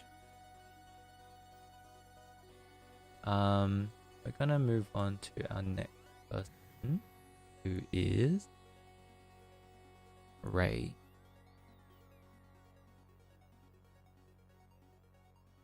Hello, Ray. Hi. Awesome. So I'm seeing here background layout and background paint, background design. Very nice. Are you a student? Let me see what you wrote. Graduate. Yep. Okay, so you're looking for work right now. Basically. You know what? I think this piece is better than all the ones I've seen near the top. This should be near the top. And this one as well. I agree. These two should be at the top. These three. These four. Is there any reason why you put those ones at the top rather than these ones? I have no idea. I think it's just because it's like Jenga blocks. Nothing fits together. Okay, I just think that these four pieces here, especially this one, are so much stronger than what you've displayed near the top. So I thought it was a bit strange. yeah, these are very nice. These are nice as well, but not quite as nice. So they have a lot more personality in their kind of like expression of line work. And the staging of each kind of scene itself a lot more interesting. This is a good one as well, but it looks a little bit unfinished compared to the other pieces. I think this one could be brought to the same level with a bit more paint, if that makes sense. I love this one because of this like kind of comic booky kind of look. It's very graphic. Composition is very, very nice. It's depicting an interesting story moment, and you have a very moody kind of scene, very gritty, and I think kind of tells a story about what world these characters live in. So yeah, I think I like this one a lot because of the storytelling. Are these older works, perhaps? The ones near the top? Yeah, the top ones are older by at least a year. Yeah, I think I can tell. Yeah, so I think these are really good. Put them at the top. Make more work like this. Gotcha. Root out your old work. That's what we like to do. Layouts. Let's have a look. Yes. Oh, this one. Layouts are quite good. That one should be at the top. Yeah, have a think about how you're displaying things. That one should definitely be near the top. This one, I'll give you a note on perspective. Since we're looking up, only very slightly, and we're also looking down at the same time, the vertical perspective should not be this distorted. You'll notice that maybe when you're at the top half of the image, it kind of makes sense, and the more you look down, the more weird it becomes. That's because it's not like realistic. If you wanted to have it go up that way, you'd have to have it go down that way as well in a fisheye kind of look. Gotcha. So that's just a note on perspective. This one's a little funky. I would either cut this one out or try it again. But if you're going to try it again, just make a new piece. Yeah, this one is a lot more solid when it comes to perspective. Makes a lot more sense. Very natural.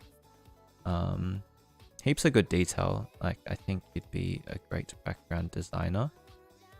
This looks to me like one of your older works, and it's by comparison a little bit more sparse, and perspective has some issues as well. Whatever you're on here, keep doing more of that. That's really great. These two, love them.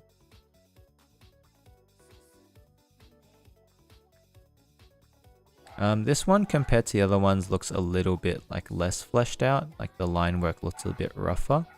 I'd say try to get everything to the same level, otherwise it can look a little sloppy in comparison. And I think the level, like even though this one is a bit rougher, like the line work is a lot cleaner. It's like less haphazard, and I think it's good. Oh. I like the one on the right. It really sets the mood. Okay, since you did the paint for this, maybe try and find a way to save the layout as well. It's a quite a good painting. I think the layout has its problems, but the painting is quite good. I think these kind of rendered stuff is a little bit lacking. This kind of more realistically rendered stuff.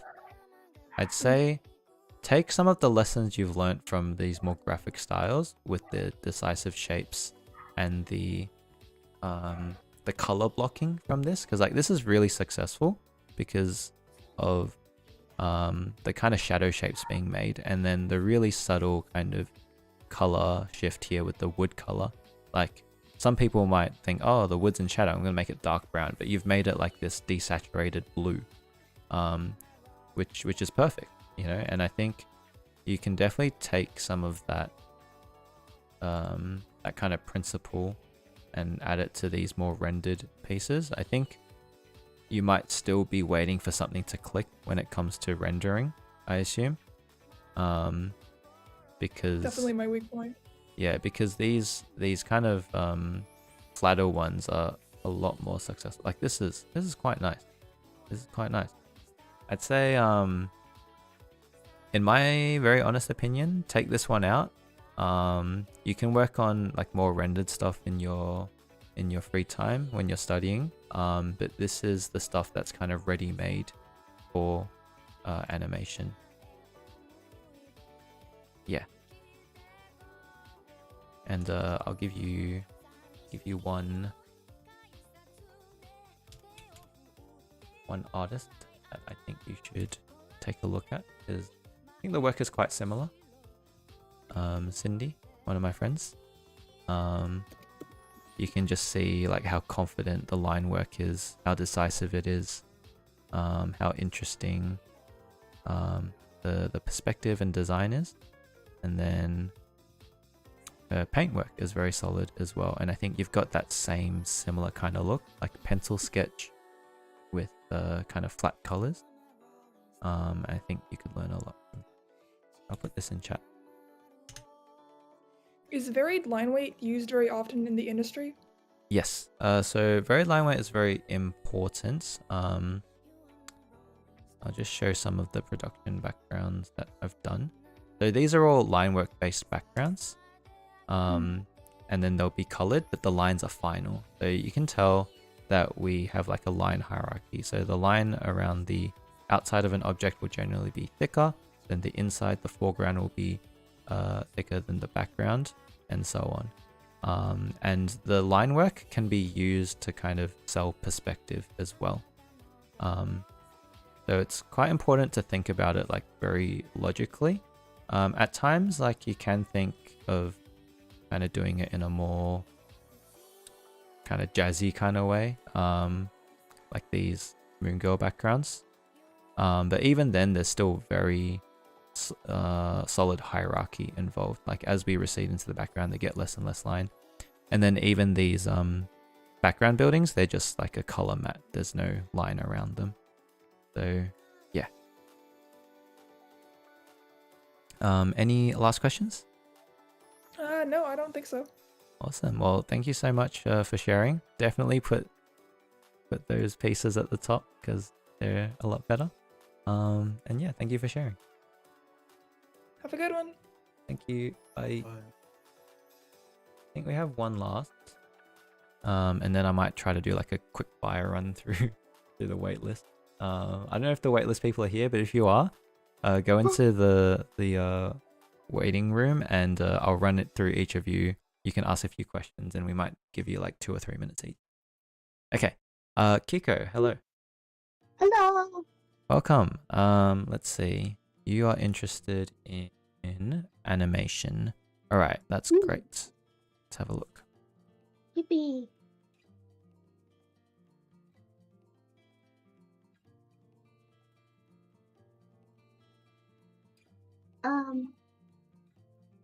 Yeah, do you have something to say? Nope. One thing I'll say is that these look okay. They're kind of like animated storyboards almost. They're kind of like halfway in between a storyboard and an animation. I feel like you could probably do storyboards because you're timing them as well and everything. So I'd say you've got good skill for storyboard. They're not like, obviously you could probably clean them up and animate them, but it appears to me that you prefer this kind of, you prefer like the rough animation. Do you have any shows that you like that you would like to work on? I like to work in Western industry. Uh-huh. I am like Cartoon Network Studio. Yeah. Cartoon. No, Studio Yota. Yota, okay. Yeah.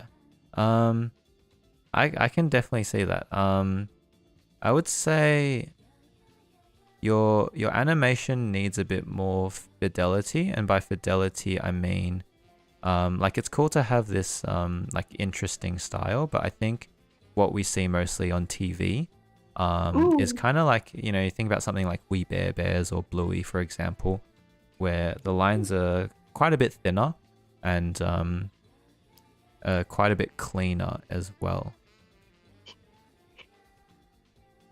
Okay. So that might be something. I might try and see if I can find some right now. We Bare Bears. Do you have any thoughts, Paji? I'd say try and like, you do have quite snappy timings, with your drawings in your reel. A lot of it is from one key pose to another. I would say some of them, like some of these motions might benefit from maybe one or two extra, like breakdown poses. Maybe even like trying to think more critically about how you're scaling your character, like because they do kind of like, see with that the start of that cut right there, that kind, like the head kind of changes shape a lot. Keeping that shape consistent in each movement is quite important, I guess, and it makes it easier for people down the pipeline to, you know, clean up your work, and so they don't have to do a lot of guessing. Yeah, so keeping your forms consistent, maybe adding a couple more, one or two more breakdowns between your key poses. Yeah, like maybe refining some animations too, taking it all the way, like up to in betweens.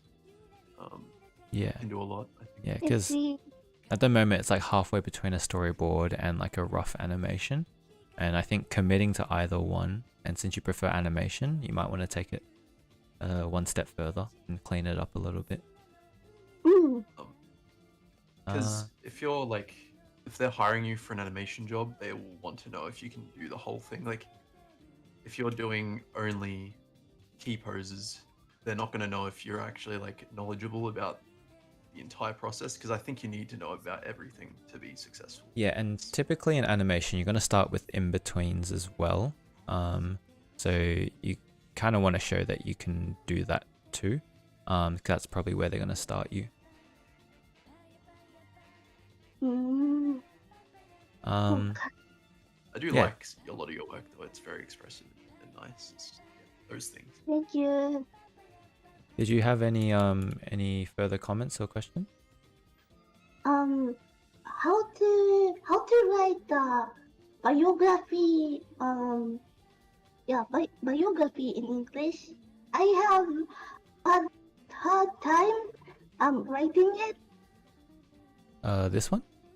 Yes. I'm a game artist and animator, huge nerd, especially when it comes to Western cartoons. This is cool. I think I'd like to see just like what positions you're interested in. I guess you say animator, that's fine. I think it'd be good if you added specifically like 2D 2D TV animation. I see. Yeah, so like the shows that I see, like Bluey, or you said Cartoon Network, like that's mainly 2D TV animation. I think that's important to mention. I'm gonna see if I can find some examples for you, by the way. Oh, I found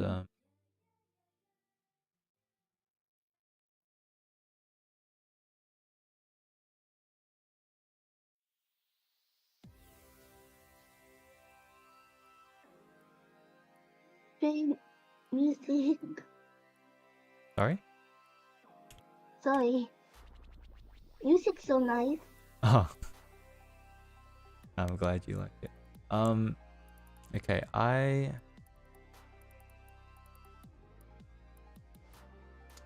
trying to find like some animation portfolios, but I'm not an animator, so I'm trying to. I don't really watch this style of work, so I'm not too sure. I know James Baxter's worked on Steven Universe. James Baxter, all right.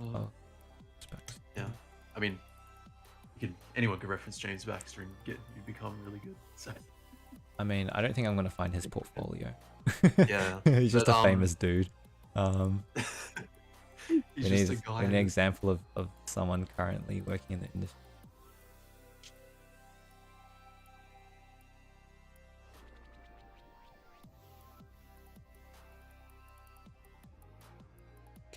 Maybe I have.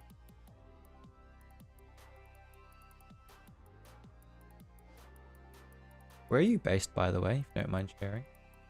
I am from Japan. Are you currently based in Japan? Yeah. Oh, okay. Yeah. Honestly, you could take from Japanese work if you wanted to. Like it all applies in animation. Like if you know how to do things, then it won't really matter the style. As long as you know the fundamentals, you can reference anything, and you could probably get any job anywhere as long as you adapt to their drawing style. So you could look at like Kyoto animation work. You could look at like honestly anything. It really just depends on where you're going. And you said Studio Yota, right? I haven't watched anything that they've made, so I can't really reference anyone. Yoda is like Smiling Friends. Oh. I mean, I can show an example of one of my friends. Paul Georgiou. He did actually work on Smiling Friends, so this would be a good person to reference. This is a short series that he directed, and you can kind of see like the animation that's yeah, Day Job, yeah. I'm wondering if we can see, yeah, you can see some of like the rough animation. I guess these are storyboards. Animation phase 2.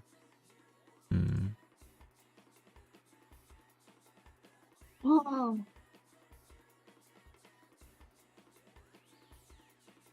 Yeah, so even though this has like a similar feeling to your work, it's like quite a bit cleaner and a little bit more polished. Has a bit more in between frames.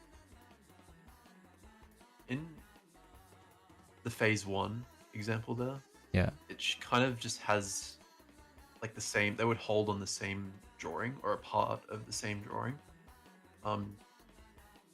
I've seen in your work, you kind of like, in one of your cuts, you have it varying between 2 key poses that are almost the exact same. You have an extra drawing for the same pose. With this, they hold on the one pose for the head, and they only have the arm moving in some of them. Like if it changes that slightly, you wouldn't even need to change the whole drawing. You would only need to change the arm if it's only the arm moving. Yeah, like this is more like an animated storyboard almost. And that helps with cleanliness too. Yeah. You make one clean drawing. Yeah. Wonder if he has a portfolio website. Nope. It's okay. But yeah, I think that's what people would like to see, like a little bit more cleanup. But yeah, any last questions? I think your work is very charming. Thank you. Very interesting. I just think it needs to be kind of a little bit more tailored towards the jobs that you want. Because at the moment they kind of look like little indie animations, but if you want to make work for TV, like you look at a show like Bluey, like lines are super clean and the poses are super clear, like that's probably where we want to be with that. Like I think it's a little bit too rough. Yeah. I see. Yeah. If you have no more questions, then thank you very much. Cute work. Thanks for sharing. I learned something today. Yeah, Thank awesome. you. Okay, bye-bye. Bye. Bye. Okay, that is our last person scheduled for today. Is there anyone who was on the wait list that is here right now? I'm keen to just answer a few questions. We won't do a full 10 minutes, but like a minute or two, just a few questions, I think. We have one? Okay, let's put them in. Only one? Okay, cool. Cool. Might give you 5 minutes then. What was their name, sorry? I think they'll let it.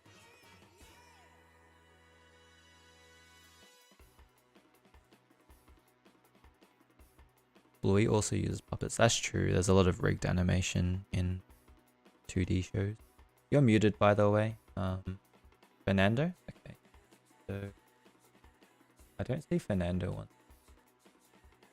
Oh wait, I'm on the wrong tab. I see. Right. Fernando, you are muted.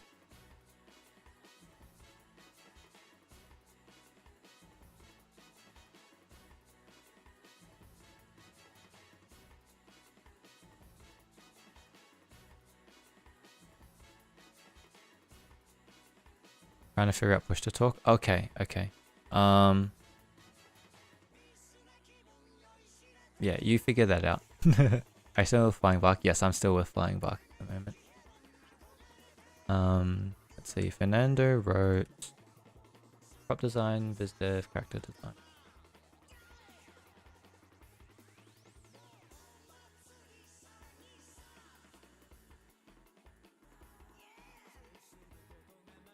Man, so many people want to do character design. It's so tricky. These are quite good, actually. These are really good. Yeah, there's unfortunately very few character design jobs. So if you want to be a character designer, you have to be really good. Tricky.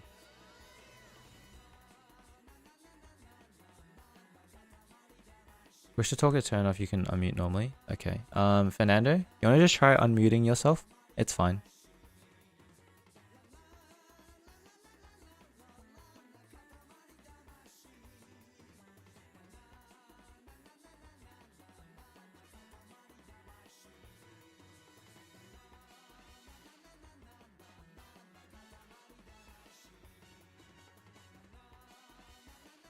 And thank you for the follows, everyone. I turned off the alerts today, and I think there's a lot of follows that came through. And if you're watching on YouTube, hello. Thank you so much. We're getting to the end of this stream, so thank you guys for hanging out and sticking by, and I hope you guys all learnt something. I can't unmute Fernando. Fernando's just muted themselves. I can't unmute them.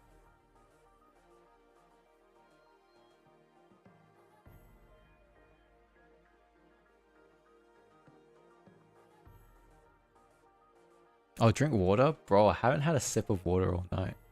Me neither. My goodness. Hello, I heard something. Did you say something?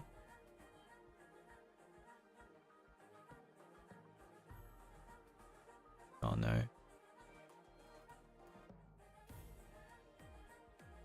I've been yapping for 3 hours. Goodness.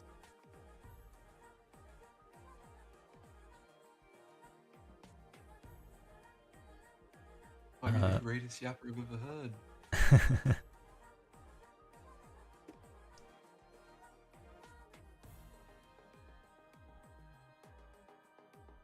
Right. Okay.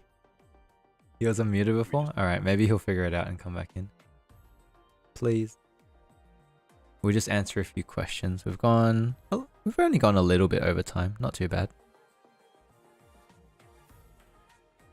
Thanks for sticking by tonight, Pudgy. Thank you for your insights, helping me out with the character stuff. It's okay.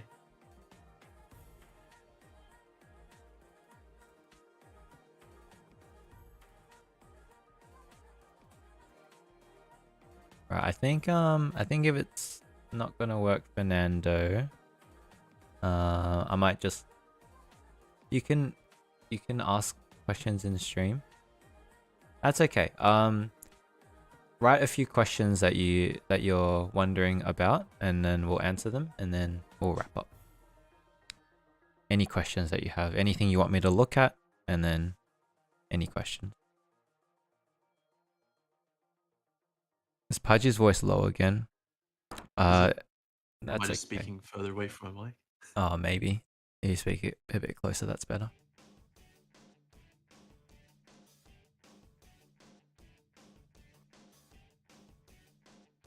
How's the navigation? Okay. The navigation is fine. I think for a viz dev portfolio, it's very character focused. In fact, there is only one or 2 pieces that aren't character. So if you're not super kind of keen on the stuff that isn't character, I wouldn't force myself. I would just say I like to do character design. Navigation is fine. It's very good. And most of your personal work is character as well. So I think you probably prefer to do character stuff. This is a very nice sketch. Like a lot.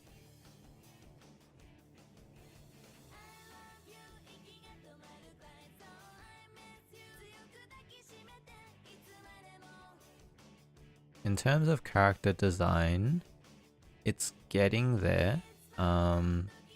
I think the presentation is a little bit haphazard on the pages because like, why is this so massive? I think it's probably because it's a vertical image and so it's trying to tile them. But it does look a bit strange.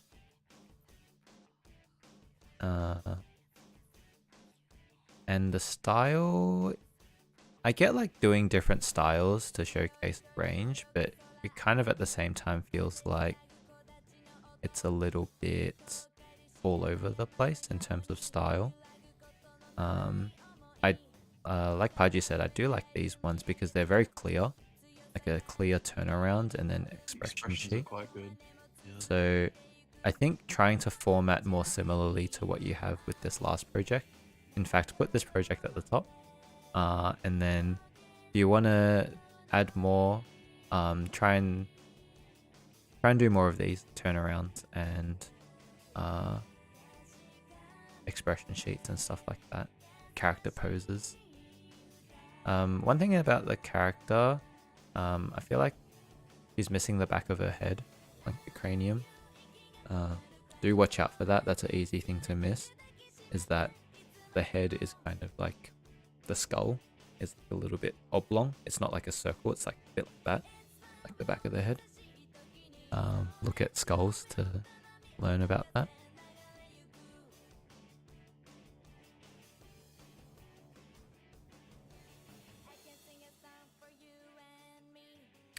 Yeah. Yeah, if you have no more questions, I think we'll wrap that up here.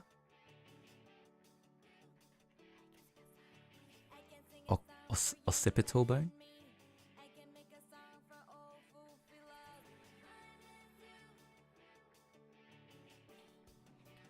Sounds good. Awesome.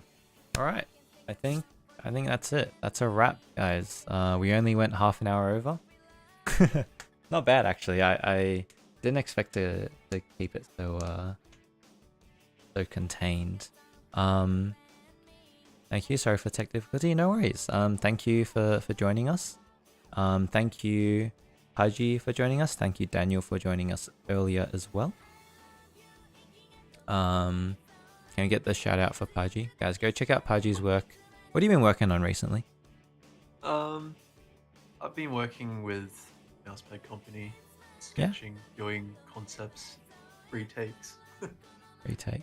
Have you had any more animation work recently? I've been working on stuff that I can't show yet. Cooking. Yeah. Awesome. Kinda yeah. suck. And thank you to all the mods for helping me with this. You guys worked very hard to help organize everything. And thank you everyone watching over here on Twitch, over on YouTube. And thank you, of course, everyone who participated and submitted their portfolios. We have more portfolio reviews tomorrow, 6 hours of them. So today we did 3.5 or so hours, tomorrow another 6. So tune in again tomorrow. And tomorrow we will have Miel joining us in the morning, and maybe Leonardo joining us in the afternoon, Levinky Art. We'll see if he's free for that. But thank you all so much. I hope you all learned something new. And you know what? We should raid, right? How many people are watching right now? I'm kind of scared to look. I hope I marketed this well enough, you know?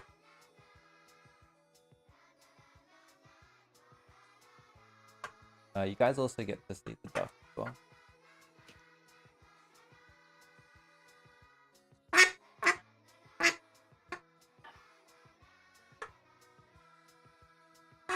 Alright, man. I'm gonna go. Thank you for having me on. Yeah, you can pop out now. That's fine. I'll see you tomorrow. See you tomorrow. Bye. All right. Bye bye. Real duck. Real duck. But she wasn't standing on my hand properly. Oh wow, 74 of you. We did good. Okay.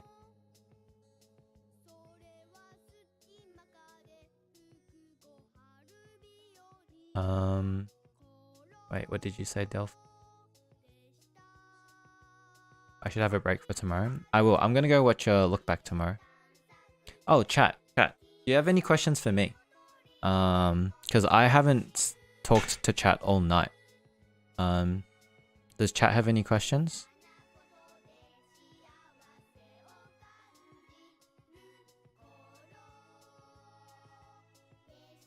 Oh, in stream? Oh, I will. I think I will have a break as long as we don't go over. Best platform for a portfolio? I mean, I'm very impressed with Card recently. It's free and the formatting is very nice. I recently tried something called Format. I'm using Format here. I'm on a free trial, but it's $8 a month, which is cheaper than a lot of other platforms, and it is like specifically for portfolios. Recommended number of arts, at least 10 pieces. This is not a hard and fast rule, but 10 pieces is generally enough to show enough range. Less than that, you might not be showing enough variety.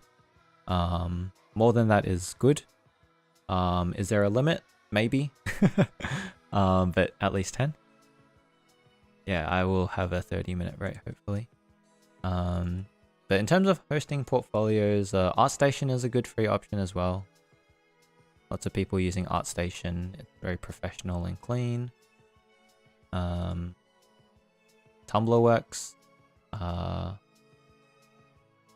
heard WordPress is like a good alternative to Squarespace. Like you can do everything that you do on Squarespace in WordPress, except WordPress is only like $3 a month or something. Minimum 10. Putting a separate unique portfolio, website portfolios versus categorizing by tabs. I wouldn't separate everything because then you need like to buy separate web domains and stuff. Do you have different tabs? Unless you have something drastically different, like you do graphic design for some reason, then maybe it can be a separate website. But yeah, would you recommend buying a domain and build a website too? Yes, that's what I had done. Yeah, buy a domain and use whatever tools to make it. You can even code it yourself if you know how to do that. Do you think animation showreel needs to be accompanied by portfolio? No. So a showreel is typically for animation, and if you're doing animation, you don't need images. You want to show the animation. And if you do 2D design, then you don't need a reel. I think most animators host their stuff on Vimeo, but I guess hosting it as a private YouTube also works as well. It is better to make a website because these days recruiters don't want to be downloading PDFs. PDFs may come with viruses, they may be unsafe, and you got to download it, open it up. It's kind of annoying. Sometimes they might be scrolling on their phones. Sometimes they might find your Instagram and then they'll click on the link in bio to go to your portfolio website. So definitely these days have a portfolio website. For storyboards, okay, for storyboards, you need to have boards that people can flick through with arrows. So, and the image needs to load instantly, so they can go from one storyboard to the next. Don't have anything that has like an animation in between, and don't time it either. Don't have a timed. You can have a timed video, but generally for storyboards, it's better to just have like a gallery of images that the recruiter can flick through. Kara works as well, yeah. Can I have a link to that website? My website? Yes, you can have a look at it. 1 minute 30 seconds. Yes, 1 minute 30 seconds, and don't have fluff in it. I've seen too many reels that just have like a logo animation for like 10 seconds, and it's like, in that 10 seconds, the recruiter's gonna close it, you know? If I want to do viz devs, especially background is okay, just put a bunch of my work as long as it's related. Yes, for now. I'd say over time you want to build up, like a portfolio that's more specific and shows the range of skills you have for particular jobs. Over time you want to add to that. Does format have password protected? Yes. 1 minute is very long. I heard 45 seconds is a sweet spot to avoid fillers. I feel like if you have good animation, you'd probably feel 45 seconds is very limiting. I'd say like most recruiters will probably be able to tell if you can do the job within the first 45 seconds probably, but if they want to, they can watch the full 1 minute 30. Boards with image gallery over animatic. Yes. Speaker deck. Yeah. I heard recruiters like ArtStation and Kara because they load better. Yeah, I actually have a problem with my website is that some of these images like take a while to load. Like if I'm flicking through these images, like they're not loading instantly, and that's not good. Like I need them to load instantly. If I'm a recruiter and I'm doing this, I'm like, you know? So I don't know why, because these images aren't super big. I converted them to WebMs and they're all less than a megabyte. So I'm not sure why. Do I need to do story-based projects? For VizDev, yes. You can't just have like one-off pieces. I mean, you can, but you'll find it easier to get a job if you show that you have the specific skills for the job. Those PNGs, they're WebMs. I converted them to WebMs.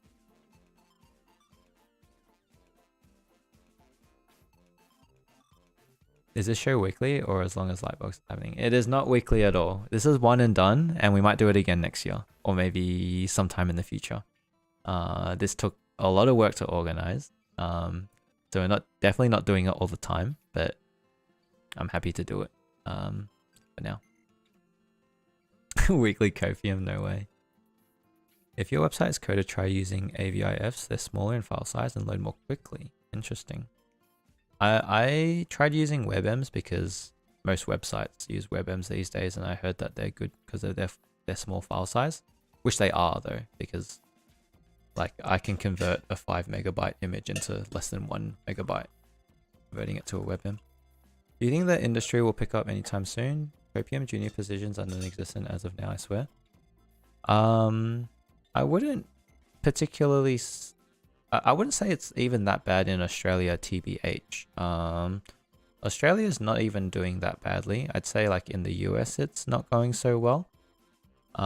Just keep your eyes peeled, and I'd say what's trickier is getting the positions that are available. So maybe like something that you want to do might not be available in Australia. For example, viz dev is not really an available thing here. But if you're looking for like prop design or background layout, background paint, I'm sure you can find something, as long as you're at the level of the pool of applicants in Australia. Yeah, there will be a VOD of this. It'll stay up. Are you doing it for free? No, this is free. This is free. It's for the people. All you had to do was sign up for it, and 45 people signed up for it. So first in, best dressed. See you next year. I have some stuff done by then. Yes. You know, this has been really fun, so I'll try to do it next year. I mean, I've got another whole 6 hours to do tomorrow. But it's been fun so far. Finally got a job in a game studio and left my architecture job. Congrats. So awesome. You want to post your portfolio in chat for the chat? Since you got a job recently, chat can see the job of a recent industry break-inner. I think that's always important to see as well, is looking at like a portfolio of a professional of 10 years can be very, very overwhelming.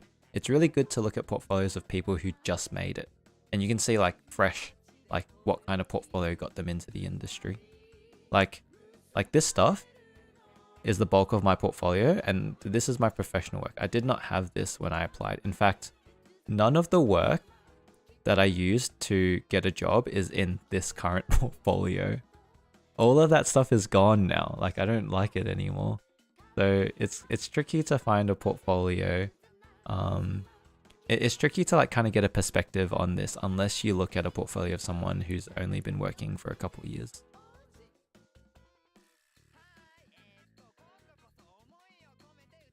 If I made it as an architecture major, yeah.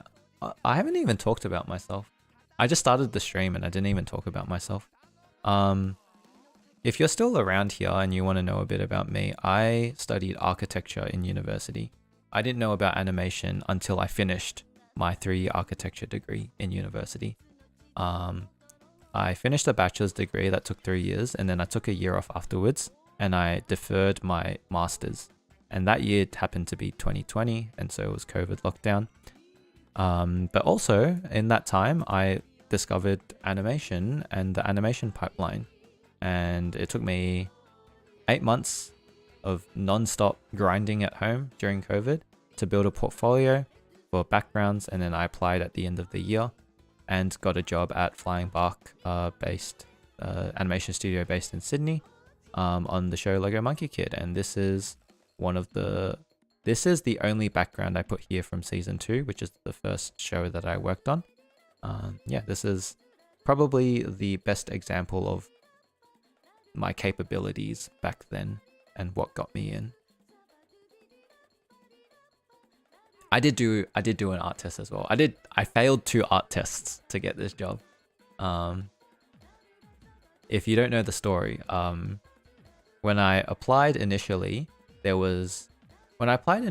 think there was an expression of interest and I applied for it. And then later they had a opening for background designer. So then I applied for that. And then I got like a callback, not a callback, but they emailed me back. And then they gave me a background design test, which I did not pass. And then they were like, okay, we still have this other position, key paint. And I did the key paint test. And then they're like, it's good, but not quite.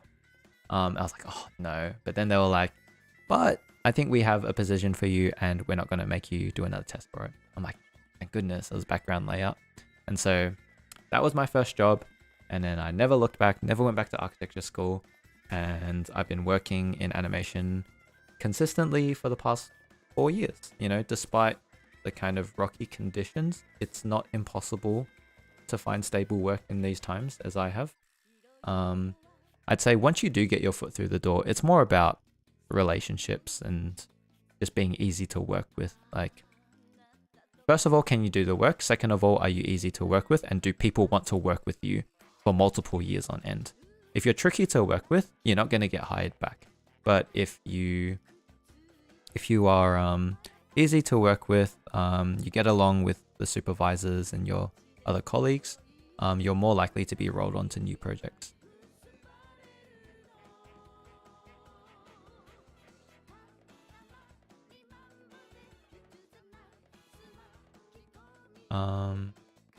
So glad I'm still the first within the first 11 minutes. Let's go. In Canada, Montreal in general, it's getting bad too. I got lucky as a line layout artist, can be rough. If social media is not an option and there's no listings on LinkedIn, would you go cold emailing a recruiter or go through studio websites? You certainly can. At the time, that's what I did. That never got me a job, but it got me a couple of replies from people saying like, oh, we don't have openings, or saying things like, you know, your portfolio is quite good, but we don't have openings right now. If you still haven't, I had a studio say, if you still haven't found something like in like half a year's time, email us again. I was like, oh, that's so encouraging. So yeah, do reach out.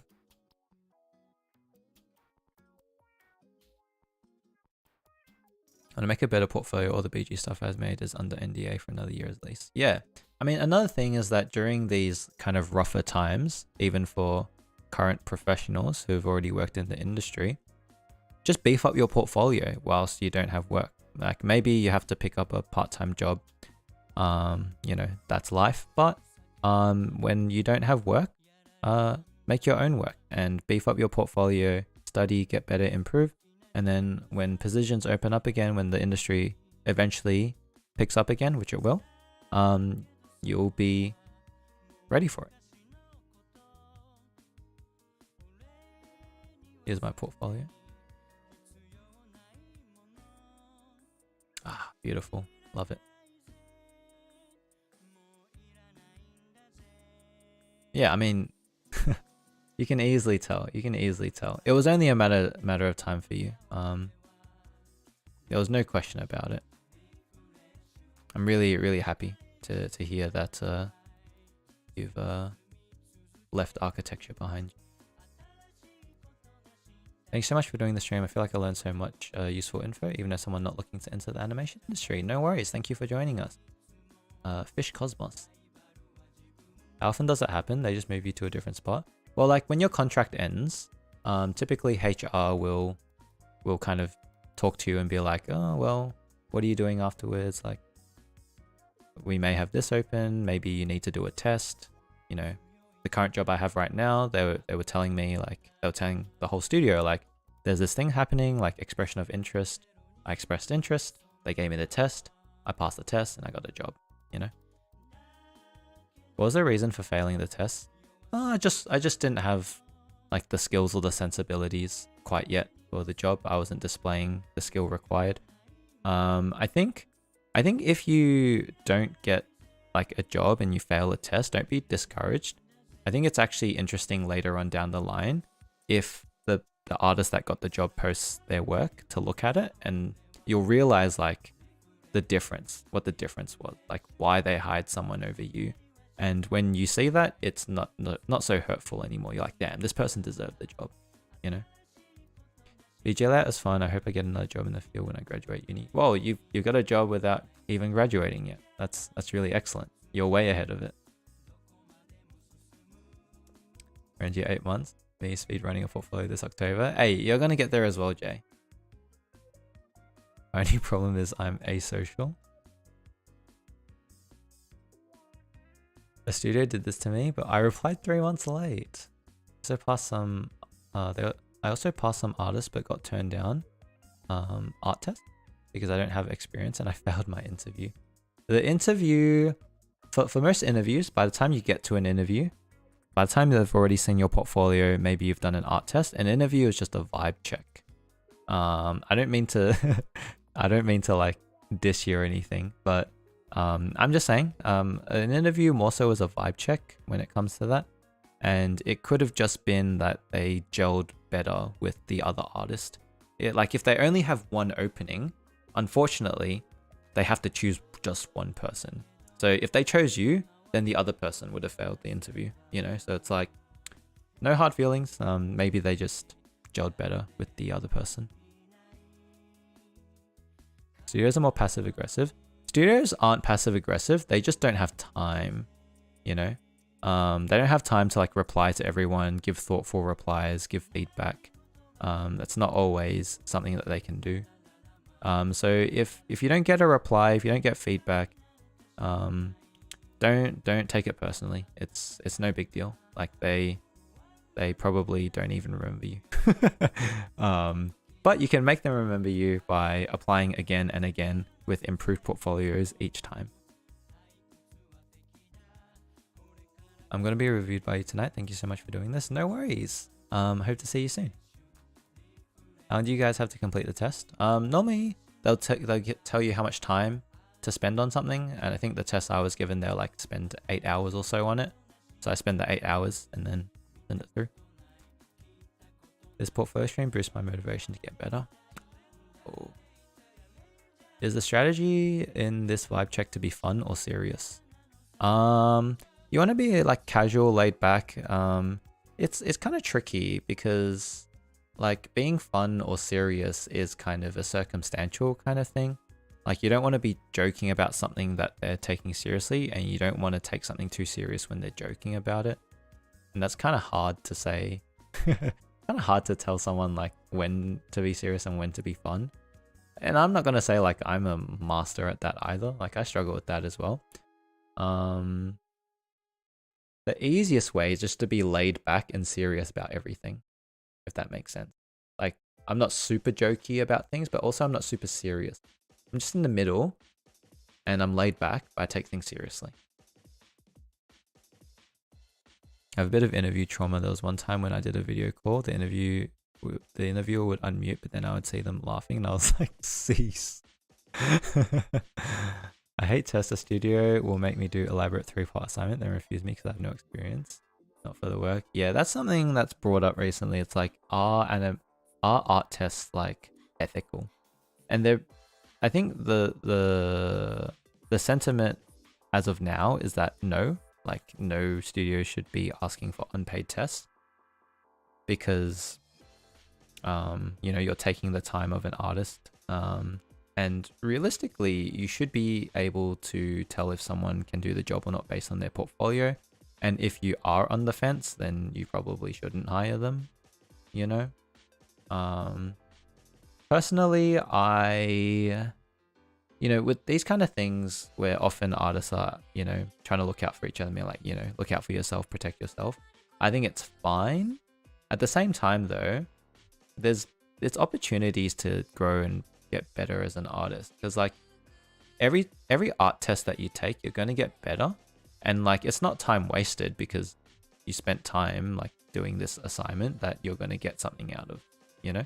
You might not get a job out of it, but you're definitely going to learn something from it. And I see often people worry about like growing responsibilities sometimes, especially with storyboard artists. They'll be like, oh, storyboard artists have to do timing now. They have to like do design. They have to do this, they have to do that. And whilst like it does suck when you're doing all this stuff on the job, you're like, I didn't sign up for this, I'm not getting paid extra for this. Well, when that contract ends, guess what? You can put that stuff in your portfolio, and you can put more experience on your resume, and you can use that to leverage a better salary at your next job. So I tend to see the positive side in most things, and I do think that you know, art, this thing is something we're going to do for the rest of our lives. So just try to do things that, you know, have long-term benefits. And so an unpaid art test is not the worst thing in the world, in my opinion. What if they low-key use the art test work but didn't hire you? Now that's a scam. That's a scam. That's a scam for sure. That's something to be aware of. And maybe, I don't know, put like a watermark on it or something if you send it to them. I don't know. Might not be the craziest thing.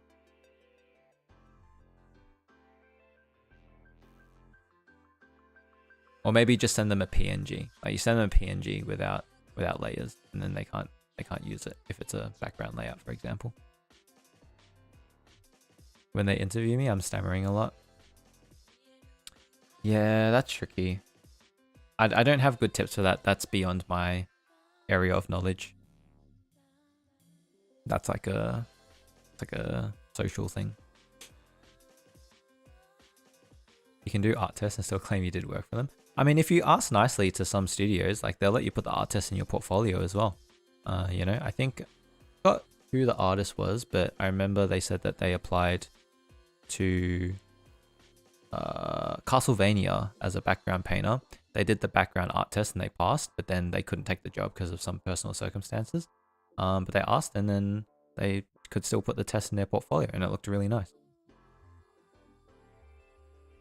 How often do you see an opening for a permanent position? I'm gonna be honest, I don't really look anymore, because I haven't been looking for a job specifically for like the past year and a half, 2 years, which is a very privileged position to be in. I must admit. But my recommendation is to bookmark all of your local studios, and any studios that you think you have a chance to get into, and check them daily. And also check the animator job spreadsheet, and also join some discords like Warrior Painters or anything like that where they might have a job board. Also talk to your friends. Like you have to, I wouldn't say you have to make friends with like other artists, but it's better if you do, because you keep your ear to the ground, and you hear about things, you know. So like for example, if you're in Melbourne, you're in Australia, Michael Cusack is making a new animation studio. I don't know if it's up and running yet, but it's called Cusack's Creatures. They were taking portfolios and resumes a couple months ago. They might still be. Go look into them. And you know, you hear about a job, you recommend a friend. Maybe you're already working and you don't need the job. And yeah, you just tell people about them. You help others, and then they're more inclined to help you. Well, there was a situation a while back where I got a job, and then I took it, and then I got another job, and then I told the other job that I couldn't do it, but then what I did was I didn't bail on the first job. I recommended 2 of my other friends who needed jobs at that time, and so they were fine with like letting me go. And then at the new job that I was at, it got cancelled on the second day of my job. So my contract was originally 3 months, only lasted 2 weeks. So then I went back to the first animation studio and I was like, hey, I am available now. Would you like to take me back? And because I guess because of the goodwill and the way that I handled the first situation where I found them replacements. I also worked for them for 2 days to help, you know, help them keep up with the schedule. They were like, yeah, all good. Like, come back. So, you know, just, I don't know, like karma, right? Like it comes back around. You be nice to others, they'll be nice back to you. It's not just a karma thing. That's just a human nature kind of thing.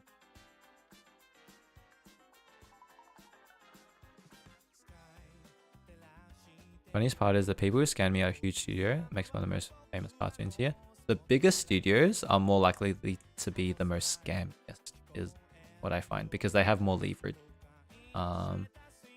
Like a big studio can more likely undercut an artist because they have leverage by being a big studio. They know that the artists want to work there and work on those shows. I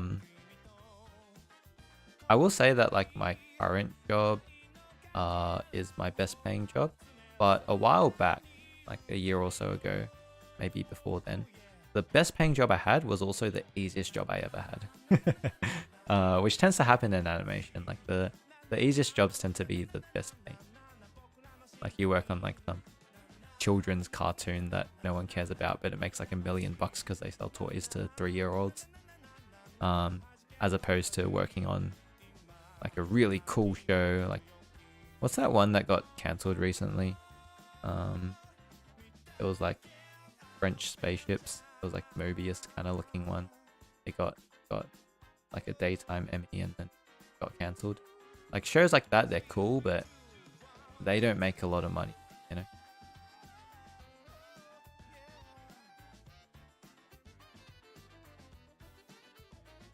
He doesn't look the job comes to him. Well, that's why it's important to make connections. And as harsh as that reality is, it's not all bad things, you know? For example, I'm not the only one benefiting from connections. I benefit other people who I know as well. You know, it goes both ways.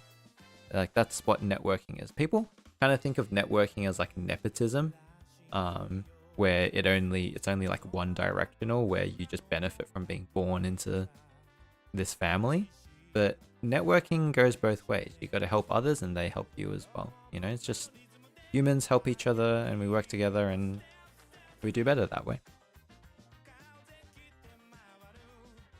There are several people early who are unsure of what path to take. Would you apply for short contractual freelance or still attempt to apply full time? I'll do both, to be honest. Like, since there is such a low amount of work going around, I wouldn't pick and choose at this point. There's benefits to both. If you do short-term contract work, you get to try different things. And if you don't like it, lucky, it only lasting a couple weeks or a couple months. The benefit to full-time work is that even if it's something that you're not super keen on, that's fine. It's a day job. You're getting paid. And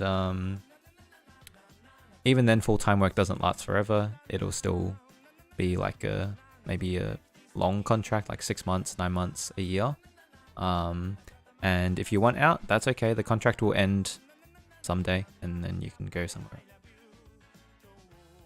Didn't expect to be hired. Yeah, no, good job. Animation industry runs on this.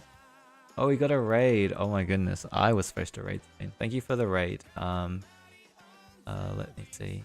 Ginger. Oh, Ginger. Oh my goodness. Thank you so much for the raid. I'm just catching up with chat right now, but I hope you had a great stream. And if you want to share any work with us, or if you have a portfolio, since I was doing portfolio reviews today, feel free to put it in chat. I'll get there when I catch up with chat.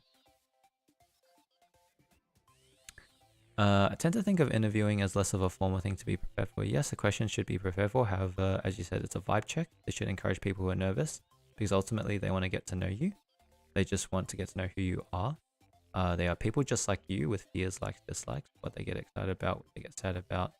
They're regular people. Exactly. And one more thing, the vibe check is for you as well. You have to vibe check them.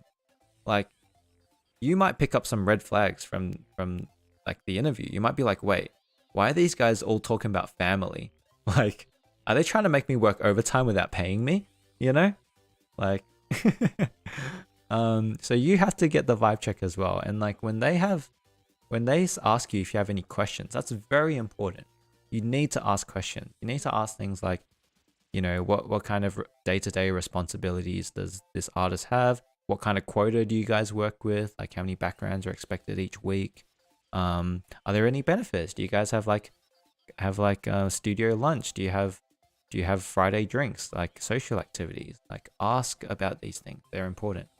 You need to vibe check them. Dinesh, hello. Hello from Japan. Hello, hello. Someone breaking in industry would most likely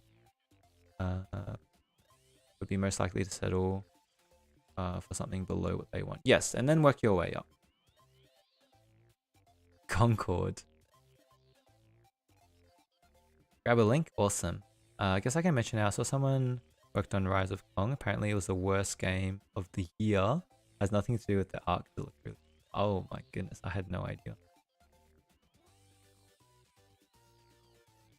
I know nothing about games, so. Ooh. Hello, hello.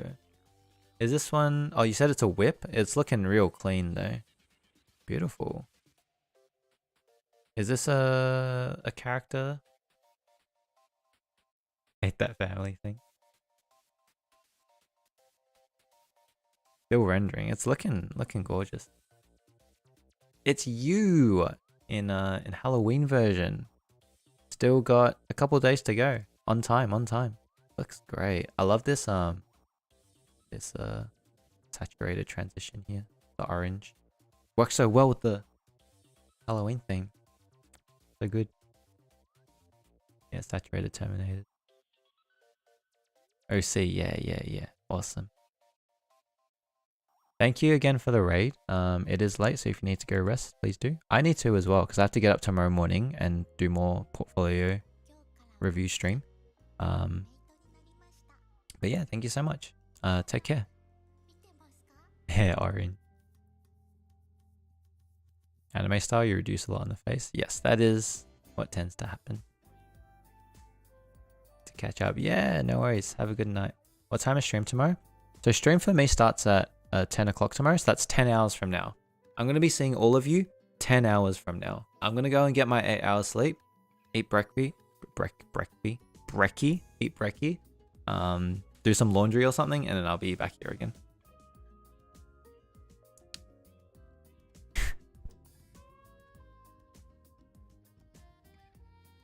All right. All right. Breaking free. All right, that was awesome. I'll be here to answer more questions tomorrow if you have more, but that's it for me now. I will finally raid off and go to bed.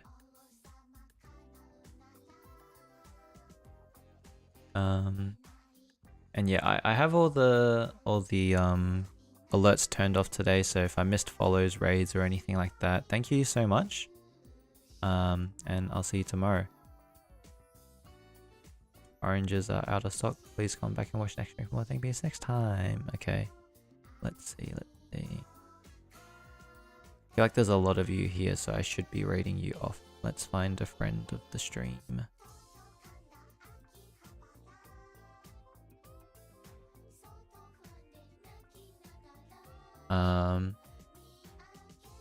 Feel like we haven't been to James in a while, and he's doing a lovely traditional painting. I'll take you guys there, and I will raid and run. I'm gonna literally run off the bed, and I'll see you guys next time. Tomorrow. I'll see you guys tomorrow. Okay. Bye-bye, chatters. Bye-bye.